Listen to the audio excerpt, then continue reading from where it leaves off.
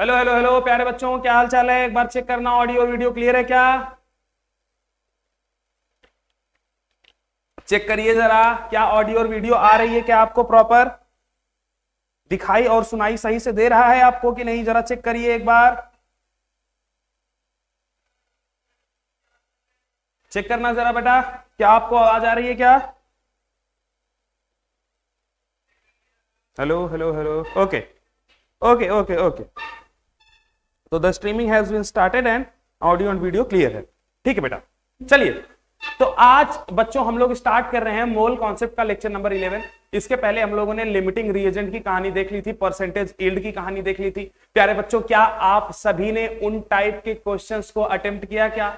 मैं आपको रेगुलरली बताता रहता हूं कि नरेंद्र अवस्थी की जो बुक है फिजिकल केमिस्ट्री की, जेई की या फिर नीट की, आप उसको परचेज कर लीजिए, वहां से आप क्वेश्चंस को अटेम्प्ट करिए। आपको अच्छे लेवल के और अच्छे प्यारे क्वेश्चंस मिलेंगे। अगर आप उनको अटेम्प्ट करेंगे तो कहीं ना कहीं आपका कंसेप्ट बिल्डिंग अच्छा होता जाएगा, कंसेप्ट आपके ग्रोथ होते जाएंगे।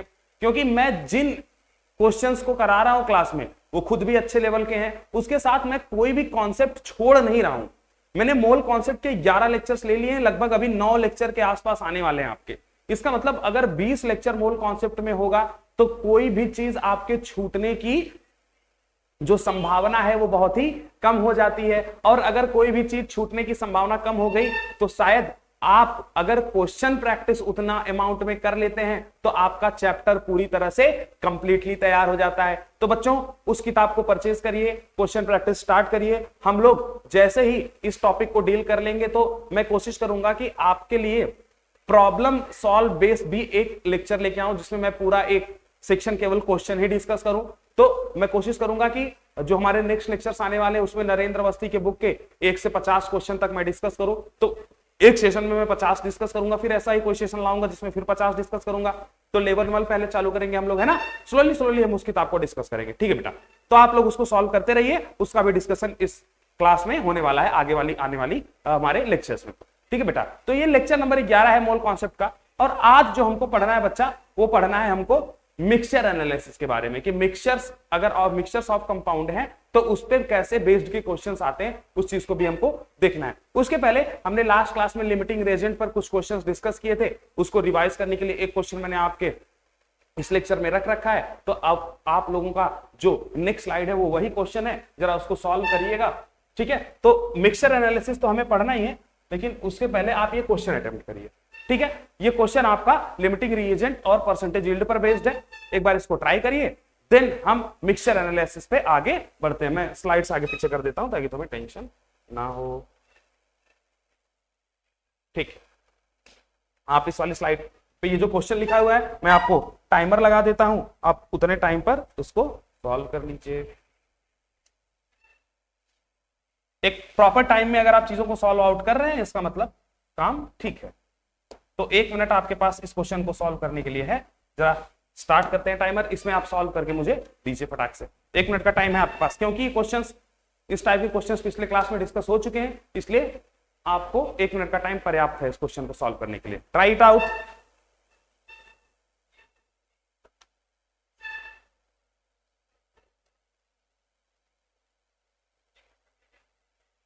ट्राई करिएगा बेटा, कोशिश करिए।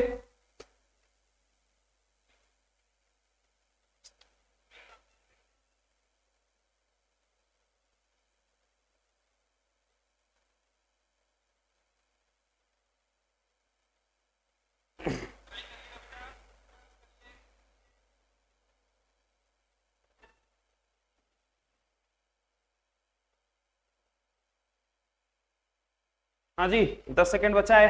प्यारे बच्चों, क्या आपसे इस क्वेश्चन का जो तरीका है क्या आप उसको कर पा रहे हैं? चलिए, समय सीमा समाप्त होती है, आइए इस क्वेश्चन को देखते हैं। देखिए बेटा, आपको क्या दे रखा है क्वेश्चन में। क्वेश्चन कह रहा है कि calculate maximum mass of MgCl2, मतलब मैक्सिमम मास MgCl2 का कितना आएगा वो आपको निकालना है, ठीक है। Produced when 1.2 into 10⁻24 atoms of magnesium is taken. तो मैग्नीशियम के कितने एटम्स लिए गए हैं, क्वेश्चन ने बोला है आपको इतने एटम्स है, ठीक है। With 192 litre of chlorine gas at 380 mmHg pressure and 27 degree Celsius with 80% yield of the reaction। मतलब एक रिएक्शन है जिसमें MgCl2 बन रहा है। MgCl2 बन किससे रहा है वो आपके क्वेश्चन में दे रखा है कि मैग्नीशियम है बच्चों, उसका हम क्लोरीन गैस के साथ रिएक्शन करवा रहे हैं तो हमको क्या बन जा रहा है बच्चा, MgCl2 बन रहा है। अब ध्यान से समझिएगा, क्वेश्चन कह रहा है कि मास ऑफ MgCl2, ये जो इसका एक्चुअल मास का मतलब वो क्या पूछना चाह रहा है आपसे, MgCl2 का एक्चुअल कितना मास प्रोड्यूस हो रहा है वो आप बता दीजिए। ठीक है, ये आपका आस्किंग है इस क्वेश्चन में। ठीक है, अब आपको गिवन क्या क्या है, Mg का उसने यहां पर क्या दे रखा है, नंबर ऑफ एटम्स दे रखा है कि इतने एटम्स, कितने एटम्स है 1.2 × 10⁻24 एटम्स है। वैसे ही क्लोरीन के लिए वो क्या दे रखा है, वॉल्यूम दे रखा है, प्रेशर दे रखा है, टेम्परेचर दे रखा है और आर तो पता ही होता है। तो सोचकर देखो, अगर आपको नंबर ऑफ एटम्स पता है तो क्या आप मोल निकाल सकते हैं क्या किसी भी एटम का, बहुत ही आसान तरीका है। लास्ट क्लासेस में हमने ये सीखा है कि अगर आपको एटम्स दिया है तो मोल कैसे निकालना है, वॉल्यूम दिया है तो मोल कैसे निकालना है। तो मतलब मोल निकालने के जितने भी तरीके हैं वो हमने प्रीवियस क्लासेस में डिस्कस कर रखे हैं। तो जरा Mg के कितने मोल होंगे और क्लोरीन के कितने मोल होंगे इसको कैलकुलेट कर लेते हैं।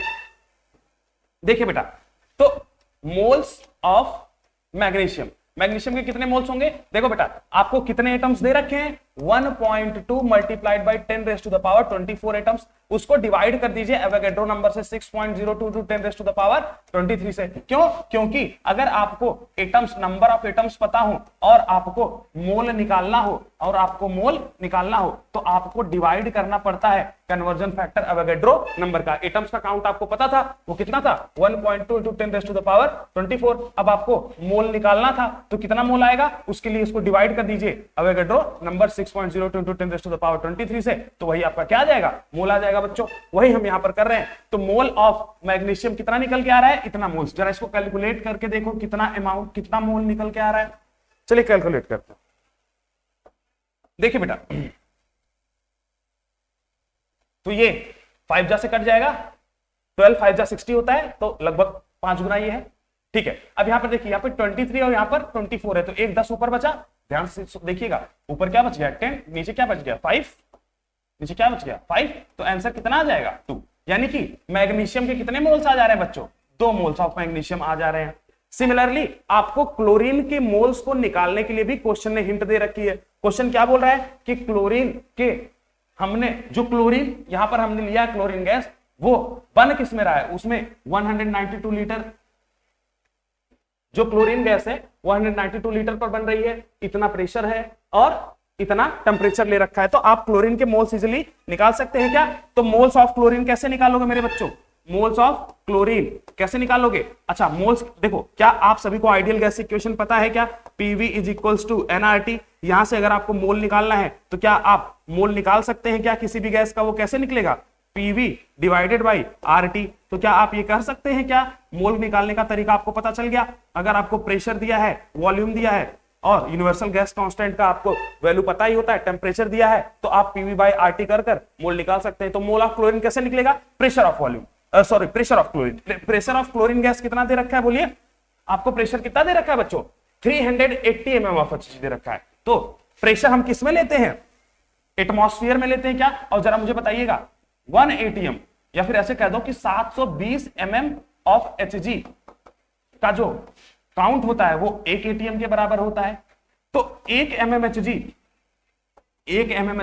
कितने atm के बराबर हो जाएगा, 1/720 mm ऑफ Hg के बराबर हो जाएगा, 720 mm ऑफ Hg के बराबर हो जाएगा। बोलो प्यारे बच्चों, क्या आपको बात समझ में आ रही है।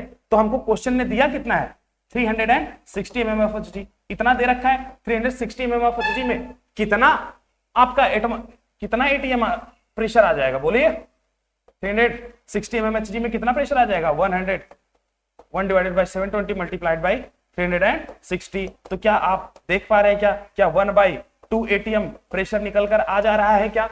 इसका मतलब जो आपको 360 mmHg दे रखा है, यहां पर देखना कितना mmHg दे रखा है, 380। इसको थोड़ा सा करेक्ट कर लेना ताकि आपके लिए थोड़ा इजी हो जाए कैलकुलेशन, नहीं तो कैलकुलेशन हार्ड हो जाएगी, है ना। तो 380 को आप 360 बना लीजिए ताकि आपका कैलकुलेशन स्लाइटली इजी हो जाए। तो 360 mm ऑफ Hg में कितना प्रेशर निकल के आया है, कितना एटीएम प्रेशर, 1/2 एटीएम। अब आप इस 1/2 एटीएम को यहां पर रख दीजिए, तो क्लोरीन का कितना मोल आएगा, pressure into volume divided by universal gas constant multiplied by temperature. Pressure कितना आ रहा है बच्चों 1/2 ATM। कितना ATM आ रहा है 1/2 ATM। क्या आपको दिख रहा है क्या? Multiplied by volume. वॉल्यूम कितना दे रखा है आपको, देखिए 192 लीटर रख दीजिए, 192 litre divided by R. R कितना होता है 0.0821 मल्टीप्लाइड बाई टेम्परेचर। टेम्परेचर कितना दिया है मेरे प्यारे बच्चों? टेम्परेचर दे रखा है 27 डिग्री सेल्सियस। 27 डिग्री सेल्सियस का मतलब क्या है 300 केल्विन होता है क्या, क्योंकि हम टेम्परेचर केल्विन में रखते हैं। जरा इसको कैलकुलेट कर लीजिए प्यारे बच्चों, क्या आंसर निकल के आ रहा है जरा उसको बताइए। तो कैलकुलेशन करिए इसको, जरा निकाला जाए। 1/2 को 192 से काटो, कितना आंसर आ जाएगा? लगभग ये आ जाएगा 2 9 जा 18 कैरी 1 2 6 जा 12 96 डिवाइडेड बाई। चलो कैलकुलेशन से कर ले क्या, डिसिप्लिन टूल्स निकाल लेते हैं, मैथ्स निकाल लेते हैं, कैलकुलेटर निकाल लिया जाए। चलिए आइए कैलकुलेट कर लेते हैं। तो 0.0821 को मल्टीप्लाई करते हैं किससे 300 से, तो कितना निकल के आता है प्यारे बच्चों 24.63 निकल कर आ रहा है। तो 96 को डिवाइड करना है किससे 24.63। तो जरा बताना कितना प्रेशर आ जाएगा प्यारे बच्चों, सॉरी कितना मोल्स निकल कर आ जाएंगे। तो मोल्स कितना आ गया आपका, मोल्स आपका आ जाएगा प्यारे बच्चों 96 डिवाइडेड बाई 24.63। जरा कैंसिल करिए, जरा करते हैं, हाँ जी कैंसिल। देखिए 96 divided by 24.63 it is equals to approximately, देखो क्या 4 आंसर आ रहा है क्या 3.89। तो क्या मैं 4 मोल लिख सकता हूं क्या? इसका मतलब क्लोरीन का अप्रोक्सीमेट लगभग कितना मोल निकल के आ रहा है 4 मोल। मेरे प्यारे बच्चों क्या आप इस बात को समझ पाए हैं क्या? आपने मोल्स ऑफ क्लोरीन और मोल्स ऑफ मैग्नीशियम निकाल लिया। मैग्नीशियम के मोल के लिए उसने एटम दिया था तो एटम से मोल निकल गया। क्लोरीन के मोल के लिए उसने प्रेशर वॉल्यूम और टेम्परेचर दे रखा था, तो प्रेशर और वॉल्यूम और टेम्परेचर को मैंने प्रेशर को एटीएम में रख दिया, वॉल्यूम को लीटर में रख दिया और यहां पर टेम्परेचर को केल्विन में रख दिया और कैलकुलेट कर लिया। तो 4 मोल ऑफ क्लोरीन निकल कर आ गई क्या क्लोरीन गैस। बोलो कहानी क्लियर है आप सभी को? क्या आप लोग यहां तक की कहानी पर पहुंचे कि नहीं पहुंचे कि इसका कितना मोल दे रखा है? आगे बढ़े क्या? चलो अच्छा इसको रहने देते हैं, आगे आगे कैलकुलेट करते हैं नेक्स्ट पेज पर, तो आपको बेहतर समझ में आएगा। देखिए मैग्नीशियम प्लस क्लोरीन गैस से हमको बन रहा है MgCl2। इसका कितने मोल निकल के आ गया प्यारे बच्चों? Initial moles. कौन से मोल्स? इनिशियली मतलब कितने मोल्स मुझे दे रखे हैं। इनिशियल मोल्स इसके 2 निकल के आ गए, इसके 4 और इनिशियली कितना रहा होगा प्यारे बच्चों? 0 रहा होगा। अब जरा आप लिमिटिंग रिएजेंट निकाल लीजिए, क्योंकि जो MgCl2 बनेगा वो किससे बनेगा? जो लिमिटिंग होगा उससे बनेगा। तो लिमिटिंग रिएजेंट कैसे निकालते हैं? मोल को डिवाइड कर दीजिए उसके स्टाइकियोमेट्रिक कोफिशिएंट से। मोल दिया रखा है 1, स्टाइकियोमेट्रिक कोफिशिएंट है 2, सॉरी मोल दे रखा है 2, स्टाइकियोमेट्रिक कोफिशिएंट है 1, तो इसका मतलब इसका मोल बाय स्टाइकियोमेट्रिक कोफिशिएंट कितना आ गया 2। इसका मोल है 4, स्टाइकियोमेट्रिक कोफिशिएंट है 1, तो इसका कितना आ गया मोल अपॉन स्टाइकियोमेट्रिक कोफिशिएंट 4। जो छोटा होता है मोल्स अपॉन स्टाइकियोमेट्रिक कोफिशिएंट का जो वैल्यू जिसकी छोटी होती है वही क्या होता है? लिमिटिंग रिएजेंट होता है। इसका मतलब प्यारे बच्चों मेरा जो मैग्नीशियम आ रहा है वो क्या हो जाएगा? वही तो लिमिटिंग रिएजेंट हो जाएगा, और लिमिटिंग रिएजेंट के हिसाब से ही हमारा क्वेश्चन आगे बढ़ता है। तो जरा बताइए मैग्नीशियम क्या हो गया? लिमिटिंग हो गया। तो मैग्नीशियम के 1 मोल से MgCl2 कितना बनता है? देखो मैग्नीशियम का 1 मोल लेंगे तो MgCl2 का भी 1 मोल बनेगा। मैग्नीशियम का अगर आपने 2 मोल लिया है,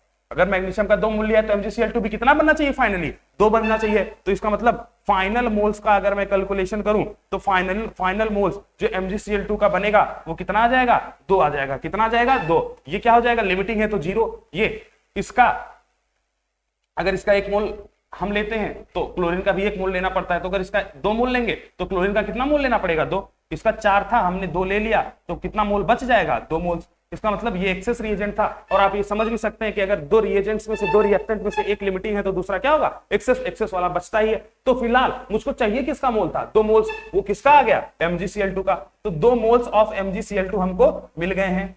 ये क्या है? ये बच्चों थ्योरेटिकल मोल्स हैं। ये क्या है? थ्योरेटिकल, क्योंकि हमने थ्योरेटिकली कैलकुलेट किया स्टाइकियोमेट्री को देखते हुए कि हमारा अगर Mg का जितना मोल था वही उतना ही मोल MgCl2 का भी आएगा। तो हमने थ्योरेटिकली कैलकुलेट किया है। इसको प्रैक्टिकली हमने कैलकुलेट या फिर प्रैक्टिकली हम इसको एक्सपेरिमेंट से निकाल कर नहीं ला पाए। तो अब हमको क्या चाहिए, मास चाहिए MgCl2 का। एक्चुअल मास कैसे पता चलेगा, जब एक्चुअल मोल पता चले। एक्चुअल मोल कैसे पता चलेगा, उसके लिए क्वेश्चन में आपको एक हिंट दे रखी है, वो क्या है, परसेंटेज यील्ड। क्वेश्चन ने कहा कि परसेंटेज यील्ड जो है रिएक्शन की वो कितना है बच्चों, 80% है, 80% है। और परसेंटेज यील्ड होता क्या है, एन एक्चुअल मोल्स ऑफ, जिस चीज का भी आप परसेंटेज यील्ड निकाल रहे हैं उसका एक्चुअल मोल डिवाइड बाय उसका थ्योरेटिकल मोल, उसको 100 से मल्टीप्लाई कर दीजिए, यही आता है आपका परसेंटेज यील्ड। परसेंटेज यील्ड 80 दे रखी है, तो 80 बराबर, मुझे क्या एक्चुअल मोल पता चल सकता है क्या, बिल्कुल मुझे पता तो है नहीं, तो मैं एक्चुअल मोल निकाल सकता हूं। थ्योरेटिकल मोल्स मैंने निकाल रखा है, वो कितना है, 2। प्यारे बच्चों इसको 100 से गुणा कर दीजिए, आपको यहां से एक्चुअल मोल निकल के आ जाएगा। तो जो एन एक्चुअल निकल के आएगा प्यारे बच्चों, वो क्या आ जाएगा, एन एक्चुअल क्या निकल कर आ जाएगा प्यारे बच्चों, जरा देखिए। एन आप इसको मल्टीप्लाई कर दीजिए, देखिए एक 0 से एक 0 कट गया, 8 2 16 डिवाइडेड बाय 10, तो कितना एक्चुअल मोल निकल के आ गया, 1.6 मोल्स आ गए क्या एक्चुअली। बोलो भैया, यहां तक की कहानी समझ में आ गई। तो एक्चुअल मोल्स इतने आ गए, अगर एक्चुअल मोल्स आ गए तो क्या आप एक्चुअल मास निकाल सकते हैं, बिल्कुल। अरे भाई मोल पता है, मास निकालना है तो मॉलिक्यूलर वेट का मल्टीप्लाई करना पड़ेगा। ये देखो ना, मोल पता है, मास निकालना है, तो आप मोल से दूर जा रहे हैं तो मल्टीप्लाई करते हैं किसका, कन्वर्जन फैक्टर मॉलिक्यूलर वेट का। तो अगर आपको एक्चुअल मोल्स आ गया MgCl2 का, एक्चुअल मोल्स आपको पता चल गए MgCl2 का, तो आप एक्चुअल मास नहीं निकाल सकते हैं, बड़े ही आसानी से निकाल सकते हैं। तो एक्चुअल मास निकाल लीजिए किसका, MgCl2 का, कितना निकल के आ जाएगा, मोल्स ऑफ MgCl2, वो कितना है 1.6 multiplied by molecular weight of MgCl2, निकाल लो प्यारे बच्चों, मॉलिक्यूलर वेट ऑफ MgCl2, दोनों को मल्टीप्लाई कर दीजिए, आपको एक्चुअल मास पता चल जाएगा। मोल्स कितना है 1.6 है, मॉलिक्यूलर वेट कैसे निकलेगा MgCl2 का, बोलो भैया। मैग्नीशियम का कितना होता है MgCl2, इसका मॉलिक्यूलर वेट निकालिए, मैग्नीशियम का होता है 24 प्लस एक क्लोरीन का होता है 35.5, तो 2 क्लोरीन का कितना हो जाएगा 71, तो एक्चुअली कितना आ जाएगा 415 और 7 और 2 9, तो 95 आ जाएगा। 16 को मल्टीप्लाई कर दीजिए 95 से, यही क्या आ जाएगा आपका एक्चुअल मास आ जाएगा किसका, MgCl2 का। करके देखो 16 मल्टीप्लाइड बाय 95 क्या आता है, कैलकुलेटर से निकाल के कर लेते हैं।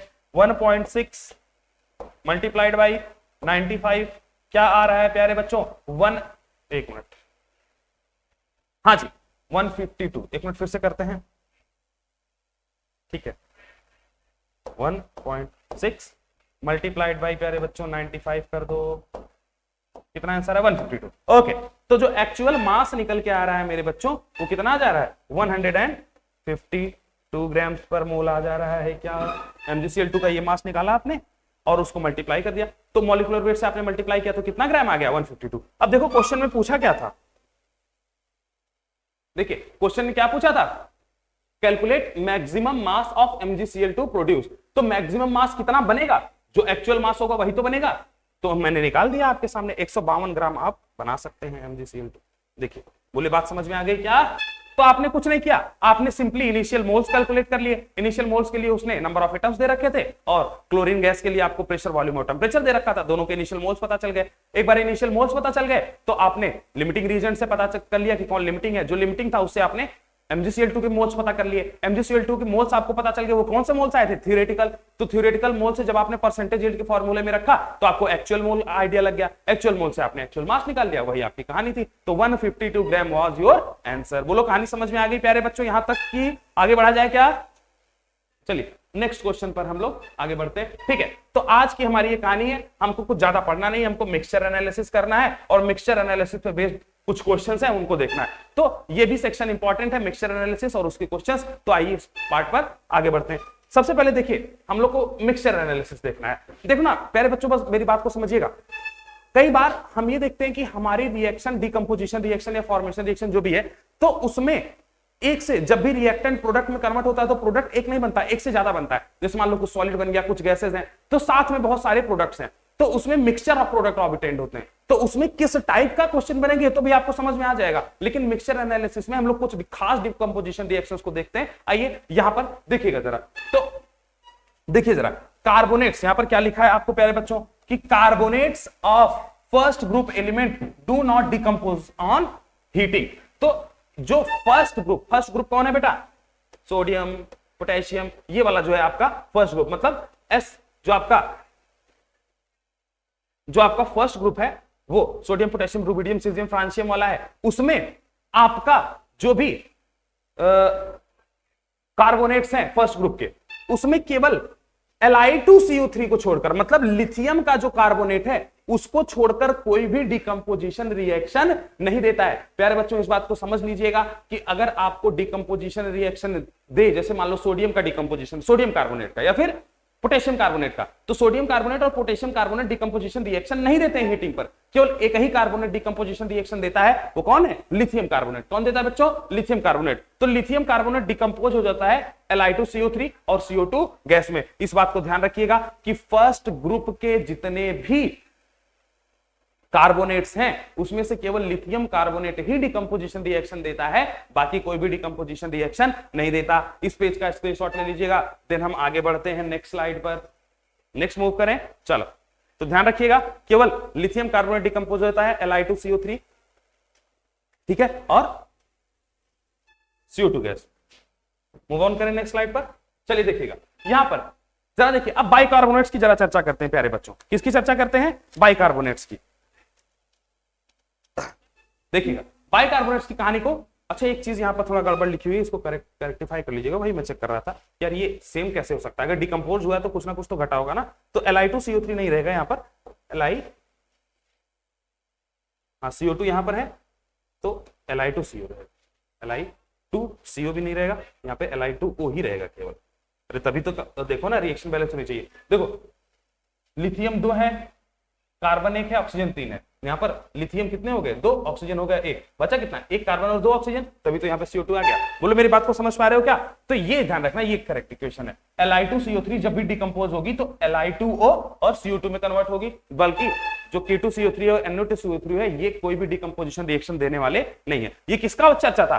फर्स्ट ग्रुप के कार्बोनेट्स का चर्चा था, फर्स्ट ग्रुप के कार्बोनेट्स का चर्चा था। नेक्स्ट पॉइंट पर आगे बढ़िए। नेक्स्ट पॉइंट क्या कहता है कि अगर आप general bicarbonate of first group लेते हैं, मतलब जैसे अभी आपने क्या लिया था? फर्स्ट ग्रुप के कार्बोनेट्स की चर्चा की थी, अब आप फर्स्ट ग्रुप के बाइकार्बोनेट्स की चर्चा कर रहे हैं। तो क्या कहानी है? General bicarbonate of first group element on heating gives there carbonate CO2 and H2O gas, ठीक है। इसका मतलब अगर आप फर्स्ट ग्रुप के बाइकार्बोनेट्स लेंगे तो वो जनरली डिकम्पोज हो जाएंगे उनके कार्बोनेट्स में, और उसके साथ CO2 गैस निकलेगी और वाटर भी वेपर के फॉर्म में या फिर वाटर भी गैस के फॉर्म में रिलीज होगी। ध्यान रखिएगा, अगर फर्स्ट ग्रुप के कार्बोनेट्स की चर्चा की जा रही है तो केवल Li2 यानी कि लिथियम का कार्बोनेट जो होता है वो डिकम्पोज होता है, बाकी कोई भी रिएक्शन नहीं देते हैं। वहीं अगर आप फर्स्ट ग्रुप के बाइकार्बोनेट्स की चर्चा करते हैं तो उसमें जितने भी बाइकार्बोनेट्स हैं वो डिकम्पोज होते हैं उनके कार्बोनेट्स में, उसके साथ साथ वो H2O और CO2 गैस को भी रिलीज करते हैं। यहां पर जरा देखिएगा बाइकार्बोनेट क्या है।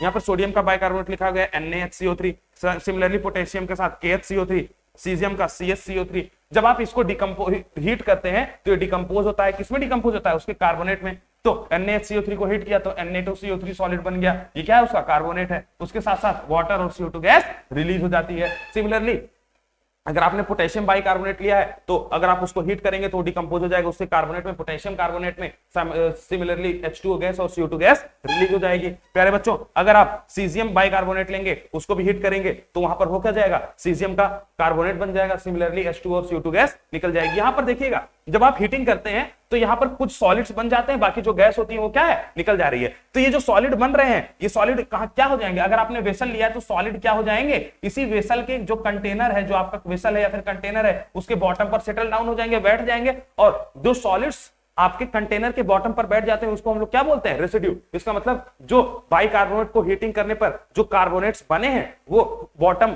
ऑफ द कंटेनर पर सेटल डाउन हो जाएंगे, हम लोग उनको क्या बोल देंगे? रेसिड्यू। तो जो Na2CO3 है, K2CO3 है, CH2CO3 है, ये सारे किस फॉर्म में मिलेंगे? हमको रेसिड्यू के रूप में मिलेंगे। तो ध्यान रखिएगा, मैंने दो चीजों का चर्चा किया है कि अगर आप फर्स्ट ग्रुप के कार्बोनेट्स को हीट करते हैं तो केवल लिथियम का कार्बोनेट डिकम्पोज होता है, बाकी डिकम्पोजिशन रिएक्शन कोई भी कार्बोनेट नहीं देता है। सिमिलरली अगर आप फर्स्ट ग्रुप के बाइकार्बोनेट्स को लेते हैं तो फर्स्ट ग्रुप के बाइकार्बोनेट्स को हीट करने पर वो कार्बोनेट्स में कन्वर्ट हो जाते हैं, ठीक है। उसके साथ साथ H2 और CO2 गैस रिलीज कर देते हैं। जो भी कार्बोनेट्स बने होते हैं डिकम्पोजिशन रिएक्शन से वो रेसिड्यू के फॉर्म में मौजूद रहते हैं, यानी कि बॉटम ऑफ द कंटेनर पर सेटल डाउन रहते हैं। बोलिए कहानी समझ में आ रही है? इस पेज का स्क्रीनशॉट ले लीजिएगा आप लोग। क्या प्यारे बच्चों आपको कोई दिक्कत है इस चीज को समझने में? आगे बढ़े क्या? ठीक है, नेक्स्ट स्लाइड पर आइएगा। कार्बोनेट्स, अब सेकंड ग्रुप के कार्बोनेट्स की चर्चा कर रहे हैं। Carbonate of second group element on heating gives there oxide and CO2 gas. तो जो सेकंड ग्रुप, देखो बेटा मांगे कार स्कूटर बापरा जी, सेकंड ग्रुप आ गया, तो उसमें जो कार्बोनेट्स ऑफ सेकंड ग्रुप हैं वो हीट करने पर उनके ऑक्साइड्स और CO2 गैस दे देते हैं। जैसे बेरिलियम कार्बोनेट को अगर आप हीट करेंगे तो बेरिलियम ऑक्साइड बन जाएगा, मैग्नीशियम कार्बोनेट को हीट करेंगे तो मैग्नीशियम ऑक्साइड बन जाएगा, कैल्शियम कार्बोनेट को हीट करेंगे तो कैल्शियम ऑक्साइड बन जाएगा। इसका मतलब अगर आप सेकंड ग्रुप के कार्बोनेट्स को हीट करते हैं तो वो उनके ऑक्साइड और CO2 गैस में डिकम्पोज हो जाएंगे, या फिर उनमें उनका ऑक्साइड मिलेगा आपको देखने को, और CO2 गैस वहां से क्या हो जाएगी? रिलीज हो जाएगी। तो मैंने आपको 3 कहानियां बताई हैं, आपको इनऑर्गेनिक केमिस्ट्री में ये और बेहतर तरीके से सीखने को मिलेगा। लेकिन फिलहाल आप इस चीज को यहां पर इतना समझिए कि अगर आप फर्स्ट ग्रुप के कार्बोनेट्स लेते हैं तो उसमें केवल लिथियम कार्बोनेट डिकम्पोज होता है, बाकी कोई भी डिकम्पोजिशन रिएक्शन देता नहीं है। अगर आप सेकेंड ग्रुप के कार्बोनेट्स को लेते हैं तो सेकेंड ग्रुप के जो कार्बोनेट्स होते हैं वो किसमें कन्वर्ट हो जाते हैं? हीटिंग करने पर उनके ऑक्साइड्स और CO2 गैस को क्या कर देते हैं? रिलीज कर देते हैं। वही अगर आप फर्स्ट ग्रुप के बाइकार्बोनेट्स की चर्चा करेंगे तो उनको हीट करने पर वो अपने कार्बोनेट्स में डिकम्पोज हो जाते हैं, उसके साथ साथ H2 और CO2 गैस रिलीज कर देते हैं। बोलो प्यारे बच्चों, क्या यहां तक की कहानी क्लियर है? इस पेज का भी स्क्रीनशॉट ले लीजिएगा। Next will be moving to the next slide. देखिए प्यारे बच्चों, अब एक क्वेश्चन है। क्वेश्चन क्या कह रहा है कि 10 gram sample of magnesium carbonate and, देखो अब 2 चीजें उसने ले लिया। 10 ग्राम सैंपल है, सैंपल 10 ग्राम है, उसमें है क्या क्या? Magnesium carbonate and sodium carbonate. ठीक है, तो कार्बोनेट का मिक्सचर है, मैग्नीशियम कार्बोनेट और सोडियम कार्बोनेट का मिक्सचर का जो टोटल वेट है वो कितना है? 10 ग्राम। उसी को बोला गया कि सैंपल है 10 ग्राम का, जिसमें क्या है? Magnesium carbonate and sodium carbonate. और इनको क्या किया गया है? हीट किया गया है, was heated and CO2 was liberated. अब मैग्नीशियम कार्बोनेट और सोडियम कार्बोनेट को हीट कर किया गया और क्या निकल रहा है? CO2 निकल रहा है। CO2 was liberated. Occupied 2.463 litre of volume at 1 atm and 300 kelvin temperature. अब जो CO2 हीट निकलती है मैग्नीशियम कार्बोनेट और सोडियम कार्बोनेट को हीट करने से, वो क्या करती है? वो इतना लीटर वॉल्यूम ऑक्युपाई करती है, इतना एटमॉस्फेरिक टेम्परेचर उसका है और इतने केल्विन का तापमान पर। मेरी बात समझ में आ रहे हैं आप? तो अब आपसे पूछा है calculate the wait percentage of MgCO3 in sample and also the weight of residue. तो आपसे बोल रहा है कि वेट परसेंटेज MgCO3 का क्या होगा सैंपल में, वो बता दीजिए, और कैलकुलेट करिए कि वेट कितना होगा रेसिड्यू का, वो बता दीजिए। थोड़ी सी हिंट आपके बोर्ड पर लिखा गया है, आपको मैं 1.5 मिनट का समय देता हूं, जरा एक बात इसको ट्राई करिएगा तो आप बेहतरीन तरीके से इसको कर पाएंगे। एक बार ट्राई करना है ना, भले ही आप सोचिए कि कैसे किया जा सकता है, then will be starting the point. चलिए ठीक है, हिंट आपके बोर्ड के सामने है, तो मैं आपके यहां पर टाइमर चला दिया हूं, थोड़ा सा ट्राई करो कि कैसे आप इस चीज को कर पाओगे। Try it out.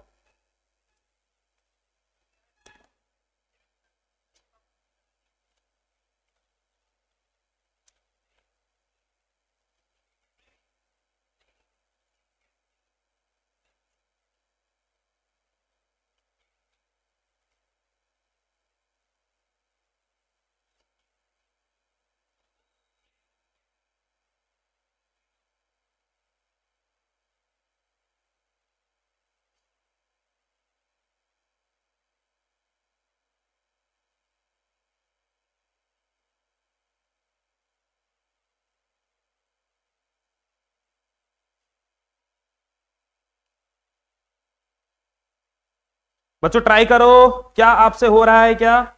देखो मोल्स ऑफ CO2 लिबरेटेड निकालो जरा, आपको फॉर्मूले में हिंट भी रखी है, तो आपसे मोल्स ऑफ CO2 निकाल लेंगे, उससे मोल्स ऑफ MgO आ जाएगा, मोल्स ऑफ MgCO3 आ जाएगा। ट्राई करो, 1 मिनट समय आपके पास है, 40 सेकंड का।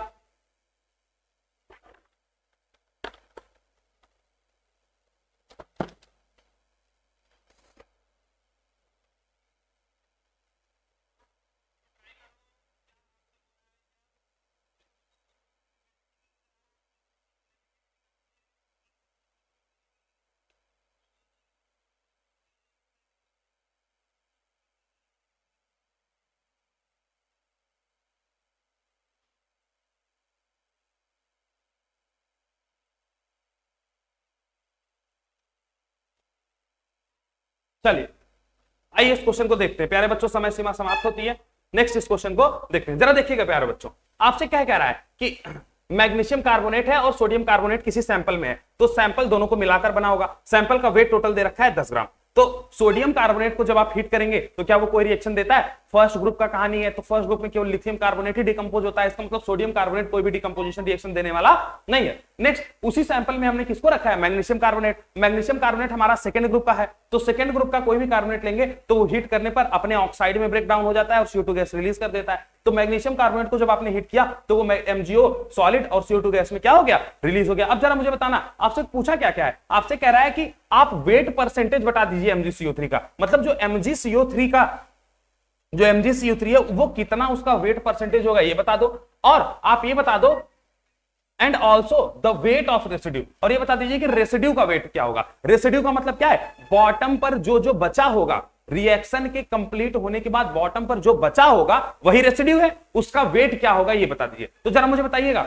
जब आपने NaCO3 मतलब सोडियम कार्बोनेट को हीट किया तो क्या कोई रिएक्शन दी? नहीं। तो अगर आपने किसी वेसल में सोडियम कार्बोनेट को रखा था, अब आप उसको हीट भी कर रहे हैं, तो क्या वो किसी में कन्वर्ट होगा? कन्वर्ट ही नहीं होगा, वो वैसे का वैसा ही रहेगा। इसका मतलब सोडियम कार्बोनेट पहले भी सॉलिड रूप में बॉटम में था, अभी भी रिएक्शन के बाद भी वो सॉलिड फॉर्म में बॉटम पर ही मौजूद रहेगा, मतलब आपके रेसिड्यू में जो सोडियम कार्बोनेट है वो तो मौजूद होगा ही होगा, Na2CO3। अच्छा, और कुछ हो सकता है सर? बिल्कुल हो सकता है। देखिएगा, जब आप मैग्नीशियम कार्बोनेट को हीट करते हैं तो वो कन्वर्ट हो जाता है MgO सॉलिड और CO2 गैस में। तो जब आप मैग्नीशियम कार्बोनेट को हीट करेंगे तो रिएक्शन खत्म होने के बाद मैग्नीशियम कार्बोनेट तो बचेगा नहीं, क्या बचेगा?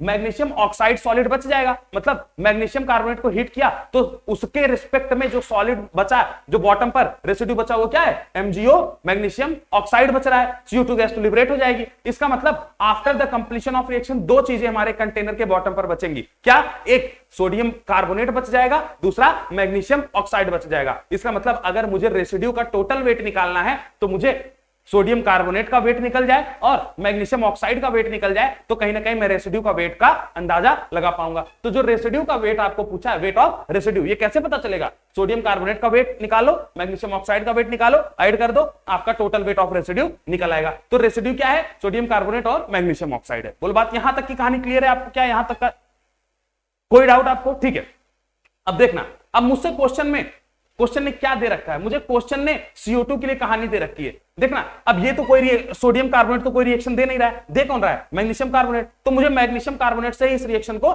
सॉल्व करना पड़ेगा। उसने अब कहानी क्या दे रखी है? क्वेश्चन ये बोल रहा है कि जो CO2 है, मैग्नीशियम कार्बोनेट को हीट करेंगे तो CO2 निकल रहा है। अब CO2 के लिए उसने टेम्परेचर, प्रेशर, वॉल्यूम सब दे रखा है। तो टेम्परेचर, प्रेशर, वॉल्यूम दे रखा है, आपको यूनिवर्सल गैस कांस्टेंट का वैल्यू पता ही होता है। आप उसको रखकर क्या मोल्स निकाल सकते हैं? बिल्कुल निकाला जा सकता है, क्योंकि CO2 केवल मैग्नीशियम कार्बोनेट से ही निकल रहा है, इसलिए जो भी CO2 का मोल्स आएगा वो भी किसके करस्पॉन्डिंग आएगा? मैग्नीशियम कार्बोनेट के ही करस्पॉन्डिंग आने वाला है। तो मोल्स ऑफ CO2 लिबरेटेड निकाल लेते हैं। CO2 को मोल्स कैसे निकालेंगे? PV बराबर nRT होता है, तो मोल्स अगर आप निकालना चाहेंगे तो PV बाई RT से निकल जाएगा। तो प्रेशर कितना दे रखा है? देखो 1 atm दे रखा है, तो 1 atm रख देते हैं, मल्टीप्लाइड बाई वॉल्यूम कितना दे रखा है प्यारे बच्चों? 2.463 दे रखा है, divided by R, universal gas constant का वैल्यू रखिए 0.0821, मल्टीप्लाइड बाई टेम्परेचर किसमें रखते हैं हम प्यारे बच्चों? केल्विन में रखिए और जरा निकालिए कितना मोल आ रहा है। कैलकुलेट कर लिया जाए क्या? कैलकुलेट कर लीजिए, सॉरी, हाँ जी, कैलकुलेट कर लीजिए प्यारे बच्चों, आसानी से कर लेंगे। 0.0821 को मल्टीप्लाई करना है हमको किससे? 300 से प्यारे बच्चों। कितना आंसर निकल के आ रहा है? 24.63। तो ये कितना आंसर आ जा रहा है? देखिए 2.463 को डिवाइड करना है किससे? 24.63 से। तो जरा ध्यान से देखिए, ये कटेगा किससे? 1/10 से। 1/10 का मतलब क्या है? 0.1 मोल आ जा रहा है। क्या इसका मतलब प्यारे बच्चों, जो CO2 लिबरेट हो रही है, जो CO2 निकल रही है, उसका कितना मोल है? 0.1 मोल है। तो अगर आप यहां पर जो CO2 गैस निकल रही है मैग्नीशियम कार्बोनेट को हीट करने से, वो कितना मोल निकल रही है? 0.1 मोल। आइए इस क्वेश्चन को आगे सॉल्व करते हैं। देखिएगा, मैग्नीशियम कार्बोनेट MgCO3, जब आप इसको हीट करते हैं तो मैग्नीशियम ऑक्साइड बन जाता है सॉलिड, और उसके साथ साथ क्या लिबरेट हो जाती है? CO2 गैस लिबरेट हो जाती है। अभी मैंने मोल्स ऑफ CO2 निकाला है, कितना मोल्स ऑफ CO2 लिबरेट हुई थी? वो थी 0.1 मोल। अब ध्यान से समझिएगा, अगर CO2 0.1 मोल लिबरेट हुई है मेरे प्यारे बच्चों, तो अगर CO2 का 0.1 मोल बन रहा है तो पक्का क्योंकि इसका स्टाइकोमेट्रिक कोफिशिएंट CO2 का और MgO सॉलिड का स्टाइकोमेट्रिक कोफिशिएंट क्या है, सेम है। तो जितना मोल CO2 बन रही होगी उतना ही मोल मैग्नीशियम ऑक्साइड भी बन रहा होगा। और ध्यान से समझिएगा, इसका स्टाइकोमेट्रिक कोफिशिएंट, इसका स्टाइकोमेट्रिक कोफिशिएंट और इसका स्टाइकोमेट्रिक कोफिशिएंट सेम है। इसका मतलब जितना CO2 बन रही होगी उतना ही मैग्नीशियम ऑक्साइड बन रहा होगा और उतना ही मैग्नीशियम कार्बोनेट खर्च हो रहा होगा। इसका मतलब पक्का मैग्नीशियम कार्बोनेट का मोल भी कितना रहा होगा, 0.1 मोल। बोलो भैया क्या आप यहां तक की कहानी समझ पाए हैं क्या? आपको मैग्नीशियम कार्बोनेट का मोल्स निकल के आ गया क्या? निकाल पाए हो मैग्नीशियम कार्बोनेट का मोल? तो क्वेश्चन में हमसे पूछा क्या था, देखिए हमसे पूछा है, हाँ सॉरी ये तो आगे पीछे चलना था ना, ठीक है। देखिए हमको क्वेश्चन में पूछा था wait percentage of magnesium carbonate. तो वेट परसेंटेज कैसे निकलेगा, weight of magnesium carbonate divided by weight of sample into 100। उसके लिए मैग्नीशियम कार्बोनेट का वेट चाहिए था। अगर मैग्नीशियम कार्बोनेट का वेट निकालना है तो मैग्नीशियम कार्बोनेट का मोल पता चल गया है क्या, तो मोल्स ऑफ मैग्नीशियम कार्बोनेट निकल गया है। तो मोल्स, तो वेट कैसे निकलेगा, वेट या फिर मास ऑफ मैग्नीशियम कार्बोनेट कैसे निकलेगा, मास ऑफ मैग्नीशियम कार्बोनेट कैसे निकालोगे, मोल्स ऑफ मैग्नीशियम कार्बोनेट, मास कैसे निकलता है, moles multiplied by molecular weight, moles of magnesium carbonate multiplied by molecular weight of magnesium carbonate. बोलो कहानी समझ में आ रही है क्या मेरे प्यारे बच्चों? तो क्या आप मोल्स, आपको पता चल गया है मोल्स कितना है, 0.1 है मैग्नीशियम कार्बोनेट का मोल, उसके मॉलिक्यूलर वेट से मल्टीप्लाई कर दीजिए। अब MgCO3 का मॉलिक्यूलर वेट निकाल लो, MgCO3 मैग्नीशियम का कितना हो गया 24 प्लस कार्बन का कितना हो गया 12, ऑक्सीजन का होता है 16, 16 और 3, 16 कितने ऑक्सीजन है 3, तो 48। तो ऐड कर दीजिए 48 और 12 कितना हो गया 60, 60 और 20 हो गया 80, 80 और 4 84। तो ये कितना आ जा रहा है 84। जरा देखिए मॉलिक्यूलर वेट ऑफ MgCO3 कितना निकल के आ गया 84। तो इसको इससे मल्टीप्लाई कर दो तो क्या आपको एक्चुअल मास निकल, सॉरी यहां पर जो मास है वो निकल के आ गया क्या कि 8.4 ग्राम कितना निकल के आ गया मास ऑफ MgCO3। तो प्यारे बच्चों क्या आपको MgCO3 का मास निकल कर आ गया है क्या, मोल निकाल ही लिया था आपने 0.1। अब उससे आपने मास को कैलकुलेट कर दिया कि मास कितना निकल कर आ रहा है। अब आपको मास पता चल गया तो आप वेट परसेंटेज आसानी से निकाल सकते हैं। तो निकाला जाए क्या, वेट परसेंटेज का कैलकुलेशन किया जाए प्यारे बच्चों। देखिएगा वेट परसेंटेज क्या होता है, वेट परसेंटेज क्या होता है, weight of substance divided by weight of sample multiplied by 100, यही तो होता है। तो अगर आपको वेट परसेंटेज MgCO3 का निकालना है तो वेट परसेंटेज ऑफ इसका MgCO3, तो वो कैसे निकलेगा, weight of MgCO3, weight of MgCO3 divided by weight of sample multiplied by 100। बोलो कहानी क्लियर है क्या? तो वेट ऑफ MgCO3 कितना है 8.4 है क्या, वेट ऑफ MgCO3 कितना है प्यारे बच्चों, थोड़ा छोटा कर देते हैं इसी पेज में आ जाएगा। बोले भैया सबको दिख रहा है क्लियरली? देखिए तो weight of weight percentage MgCO3 का कैसे निकलेगा, weight of MgCO3 divided by weight of sample multiplied by 100। Weight of MgCO3 कितना आया है 8.4 divided by weight of sample, sample का वेट कितना था, देखो क्वेश्चन ने आपके सैंपल का वेट दे रखा है 10 ग्राम ऑफ सैंपल। कितना ग्राम ऑफ सैंपल है 10 ग्राम, 10 ग्राम, और इसको किससे मल्टीप्लाई करना था 100 से। तो आप क्या क्या निकल के आ जाएगा बोलो, वेट परसेंटेज। तो एक 0 से 1 0 गया तो इसको गुणा करेंगे तो 84% आ रहा है क्या। इसका मतलब जो MgCO3 का वेट परसेंटेज निकल के आया है प्यारे बच्चों वो कितना आ गया 84%। तो वेट परसेंटेज ऑफ MgCO3 कितना है 84% आ गया। बोलो कहानी क्लियर है क्या, नहीं आया समझ में आपको? बोलो यहां तक की कहानी क्लियर है? तो एक पार्ट को हमने कैलकुलेट कर लिया, वेट परसेंटेज निकाल लिया। अगला वो क्या कह रहा है कि रेसिड्यू का वेट बताइए। क्या कह रहा है बच्चों, रेसिड्यू का वेट। अब देखना तो रेसिड्यू का वेट बताते हैं। तो रेसिड्यू में कौन कौन है, रेसिड्यू में 2 लोग हैं, जो लोग, एक जो रिएक्ट नहीं किया था सोडियम कार्बोनेट Na2CO3, और दूसरा जो मैग्नीशियम कार्बोनेट था उसका जो मैग्नीशियम ऑक्साइड बचा वो हमारा सॉलिड था, तो वो रेसिड्यू में था। तो 2 सॉलिड हैं जो हमारे रेसिड्यू में, सोडियम कार्बोनेट और मैग्नीशियम कार्बोनेट। क्या आपको सोडियम कार्बोनेट का वेट पता चल जाए, मैग्नीशियम कार्बोनेट का वेट पता चल जाए तो आप रेसिड्यू का टोटल वेट निकाल सकते हैं? बिल्कुल निकाला जा सकता है। अब सोडियम कार्बोनेट का वेट कैसे निकलेगा, देखना सैंपल का जो टोटल वेट है, सैंपल किसका किसका बना हुआ है, सोडियम कार्बोनेट का और मैग्नीशियम कार्बोनेट का। अब सोडियम कार्बोनेट का वेट तो मुझे नहीं पता है, लेकिन सैंपल का वेट तो पता है ना 10 ग्राम। मैं सोडियम कार्बोनेट का वेट मुझे नहीं आइडिया है, तो weight of Na2 CO3 plus magnesium carbonate का वेट जस्ट आपने निकाला है, देखिए ना, मैग्नीशियम कार्बोनेट का वेट निकाले नहीं क्या, 8.4 ग्राम। कितना निकाला है? 8.4 ग्राम। उसको यहां पर रख दीजिए। तो क्या आप वेट ऑफ सोडियम कार्बोनेट निकाल सकते हैं क्या? कितना वेट निकल के आ जाएगा सोडियम कार्बोनेट का? 10 ग्राम में माइनस कर दीजिए 8.4 ग्राम का, तो आपका वेट ऑफ सोडियम कार्बोनेट निकल के आ जाएगा। वो कितना आ जाएगा? 1.6 ग्राम। देखो भैया सोडियम कार्बोनेट का वेट आ गया क्या? ऐसे ही आप मैग्नीशियम ऑक्साइड का वेट निकाल लीजिए। मैग्नीशियम ऑक्साइड का वेट कैसे निकलेगा? मैग्नीशियम का ऑक्साइड का मोल मल्टीप्लाइड बाय उसका मॉलिक्यूलर वेट। तो मैग्नीशियम ऑक्साइड का वेट निकालते हैं, तो वेट ऑफ मैग्नीशियम ऑक्साइड वो क्या होगा? Moles of magnesium oxide multiplied by molecular weight of magnesium oxide. तो मोल्स ऑफ मैग्नीशियम ऑक्साइड आपने पिछले इस यहां पर बना रखा है। मैग्नीशियम ऑक्साइड कितना बना था? 0.1। बोलो भैया 0.1 मोल मल्टीप्लाइड बाय इसका मॉलिक्यूलर वेट। तो मैग्नीशियम ऑक्साइड का मॉलिक्यूलर वेट कैसे आ जाएगा? मैग्नीशियम का वेट जो कि होता है 24 प्लस ऑक्साइड का वेट 16, ऑक्सीजन का वेट 16, तो कितना आ जाएगा बेटा? 24 और 16 कितना हो जाएगा? 30 39 40। तो 0.1 मल्टीप्लाइड बाय 40। तो जरा बताना वेट ऑफ मैग्नीशियम ऑक्साइड कितना निकल के आ गया प्यारे बच्चों? मैग्नीशियम ऑक्साइड का जो वेट आता है वो आ गया 4 ग्राम। भैया समझ आ रहा है कि नहीं समझ आ रहा है? इतना आ गया वेट आपके किसका? Na2CO3 का इतना वेट आ गया MgO का। तो बच्चा अब क्या तुम आराम से नहीं निकाल सकते वेट किसका?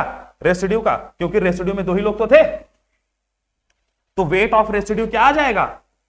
वेट ऑफ रेसिड्यू क्या आ जाएगा प्यारे बच्चों? Weight of residue will be weight of Na2CO3 plus weight of magnesium oxide. बोलो भैया यही तो आएगा। तो वेट ऑफ Na2CO3 आ गया 1.6 gram plus weight of magnesium oxide कितना आ गया? 4 ग्राम। तो टोटल वेट कितना आ जाएगा प्यारे बच्चों जो हमारा रेसिड्यू है? 5.6 ग्राम। तो ये आ गया वेट ऑफ रेसिड्यू। रेसिड्यू का वेट आपने Na2CO3 और मैग्नीशियम ऑक्साइड के वेट का सम अप करके निकाल दिया। बोलो यहां तक की कहानी सबको समझ आ गई? तो बहुत ही सिंपल स्टेप्स में हमने काम किया है। ये अच्छे लेवल के क्वेश्चंस मैं आपसे डिस्कस कर रहा हूं। तो अच्छे क्वेश्चंस जब भी आपसे डिस्कस होंगे तो थोड़ा सा समस्या तुम्हें आ सकता है। ऐसा नहीं है प्यारे बच्चों की तुमको ये लगे कि भाई मैं एक ही बार में क्वेश्चन अटेम्प्ट कर लूंगा। हाँ, आप कहीं ना कहीं बचे होंगे। हो सकता है आप अप्रोच में बच गए हो सकता है आप कैलकुलेशन में बच गए, तो थोड़ा बहुत प्रॉब्लम्स आ सकती हैं आपको इस क्वेश्चंस को टैकल करने में। लेकिन क्या आपको सिस्टमैटिक वे समझ में आया मैंने क्या कैसे कैसे इन चीजों को कैलकुलेट किया?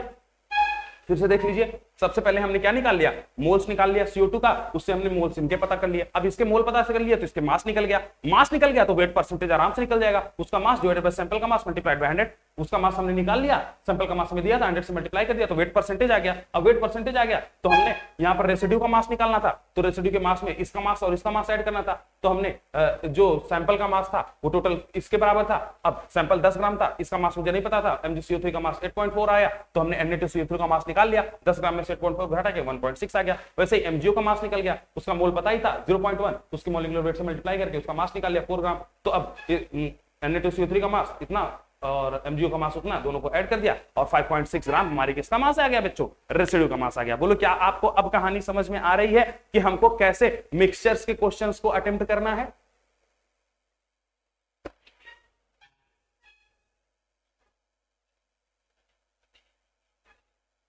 बोलो भैया क्या आपको यहां तक की कहानी क्लियर है क्या? मैं आपके कमेंट्स देखना चाह रहा था बट ऐसा मुझे कोई कमेंट्स दिख नहीं रहे, तो यहां तक की कहानी आपको क्लियर है क्या? चलिए आगे बढ़ते हैं नेक्स्ट क्वेश्चन की तरफ। चलिए देखिए ये क्वेश्चन आपके पास है। When 2.86 gram of a mixture of 1 butene, देखो यहां पे इन दिया है तो 2.86 ग्राम ऑफ मिक्सचर है, मतलब टोटल मिक्सचर का वेट आपको दे रखा है 2.86 ग्राम। अब वो कह रहा है कि 1 ब्यूटीन, उसमें 1 butene C4H8 and butane C4H10 was burned. मतलब मिक्सचर में आपके 1 ब्यूटीन है और ब्यूटेन है, ब्यूटीन और ब्यूटेन दोनों है, उसको बर्न किया गया है। बर्न कहां किया गया? एक्सेस ऑक्सीजन, मतलब ब्यूटीन और ब्यूटेन का रिएक्शन करवाया गया किससे? एक्सेस ऑक्सीजन से। तो मिलता क्या है? 8.8 ग्राम CO2 मिलता है, 4.14 ग्राम ऑफ वाटर मिलता है। अब आपसे पूछ रहा है इतना बन गया, इतना मिल गया। मतलब जब आपने ब्यूटीन और ब्यूटेन का रिएक्शन एक्सेस ऑक्सीजन में करवाया तो आपको क्या मिल गया, इतना CO2 मिल गया और इतना वाटर मिल गया। ठीक है, अब आपसे पूछा है calculate mass percentage of butane in the original mixture. तो ओरिजिनल मिक्सचर में ब्यूटेन का जो मास परसेंटेज था प्यारे बच्चों वो कितना है, वो आपसे पूछ रहा है। तो मास परसेंटेज कैसे निकलेगा, आपको ब्यूटेन का मास निकालना पड़ेगा divided by total mass of the mixture निकालना पड़ेगा, उसको 100 से मल्टीप्लाई करना पड़ेगा, तब आपको मास परसेंटेज ब्यूटेन का निकल कर आएगा। तो आप एक बार ट्राई करिए इस क्वेश्चन को, आपको मैं 1.5 मिनट का समय देता हूं, थोड़ा ठीक ठाक क्वेश्चन है तो 1.5 मिनट काफी रहेगा इसके लिए। अटेम्प्ट करिए, 1.5 मिनट का टाइमर है आपके पास, उसको ध्यान से करिए, अटेम्प्ट करिए क्वेश्चन, 1.5 मिनट का समय आपको दिया गया है, ट्राई करिए।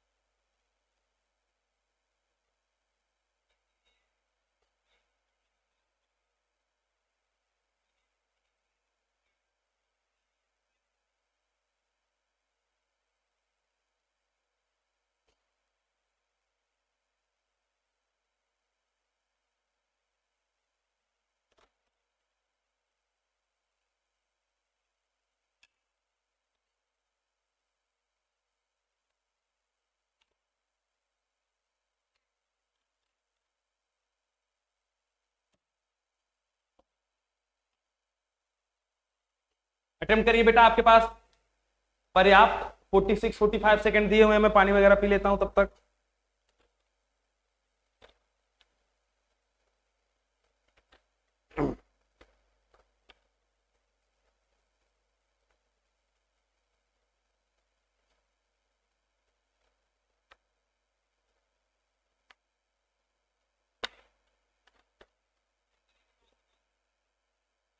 बा- 20 सेकंड है आपके पास बच्चों।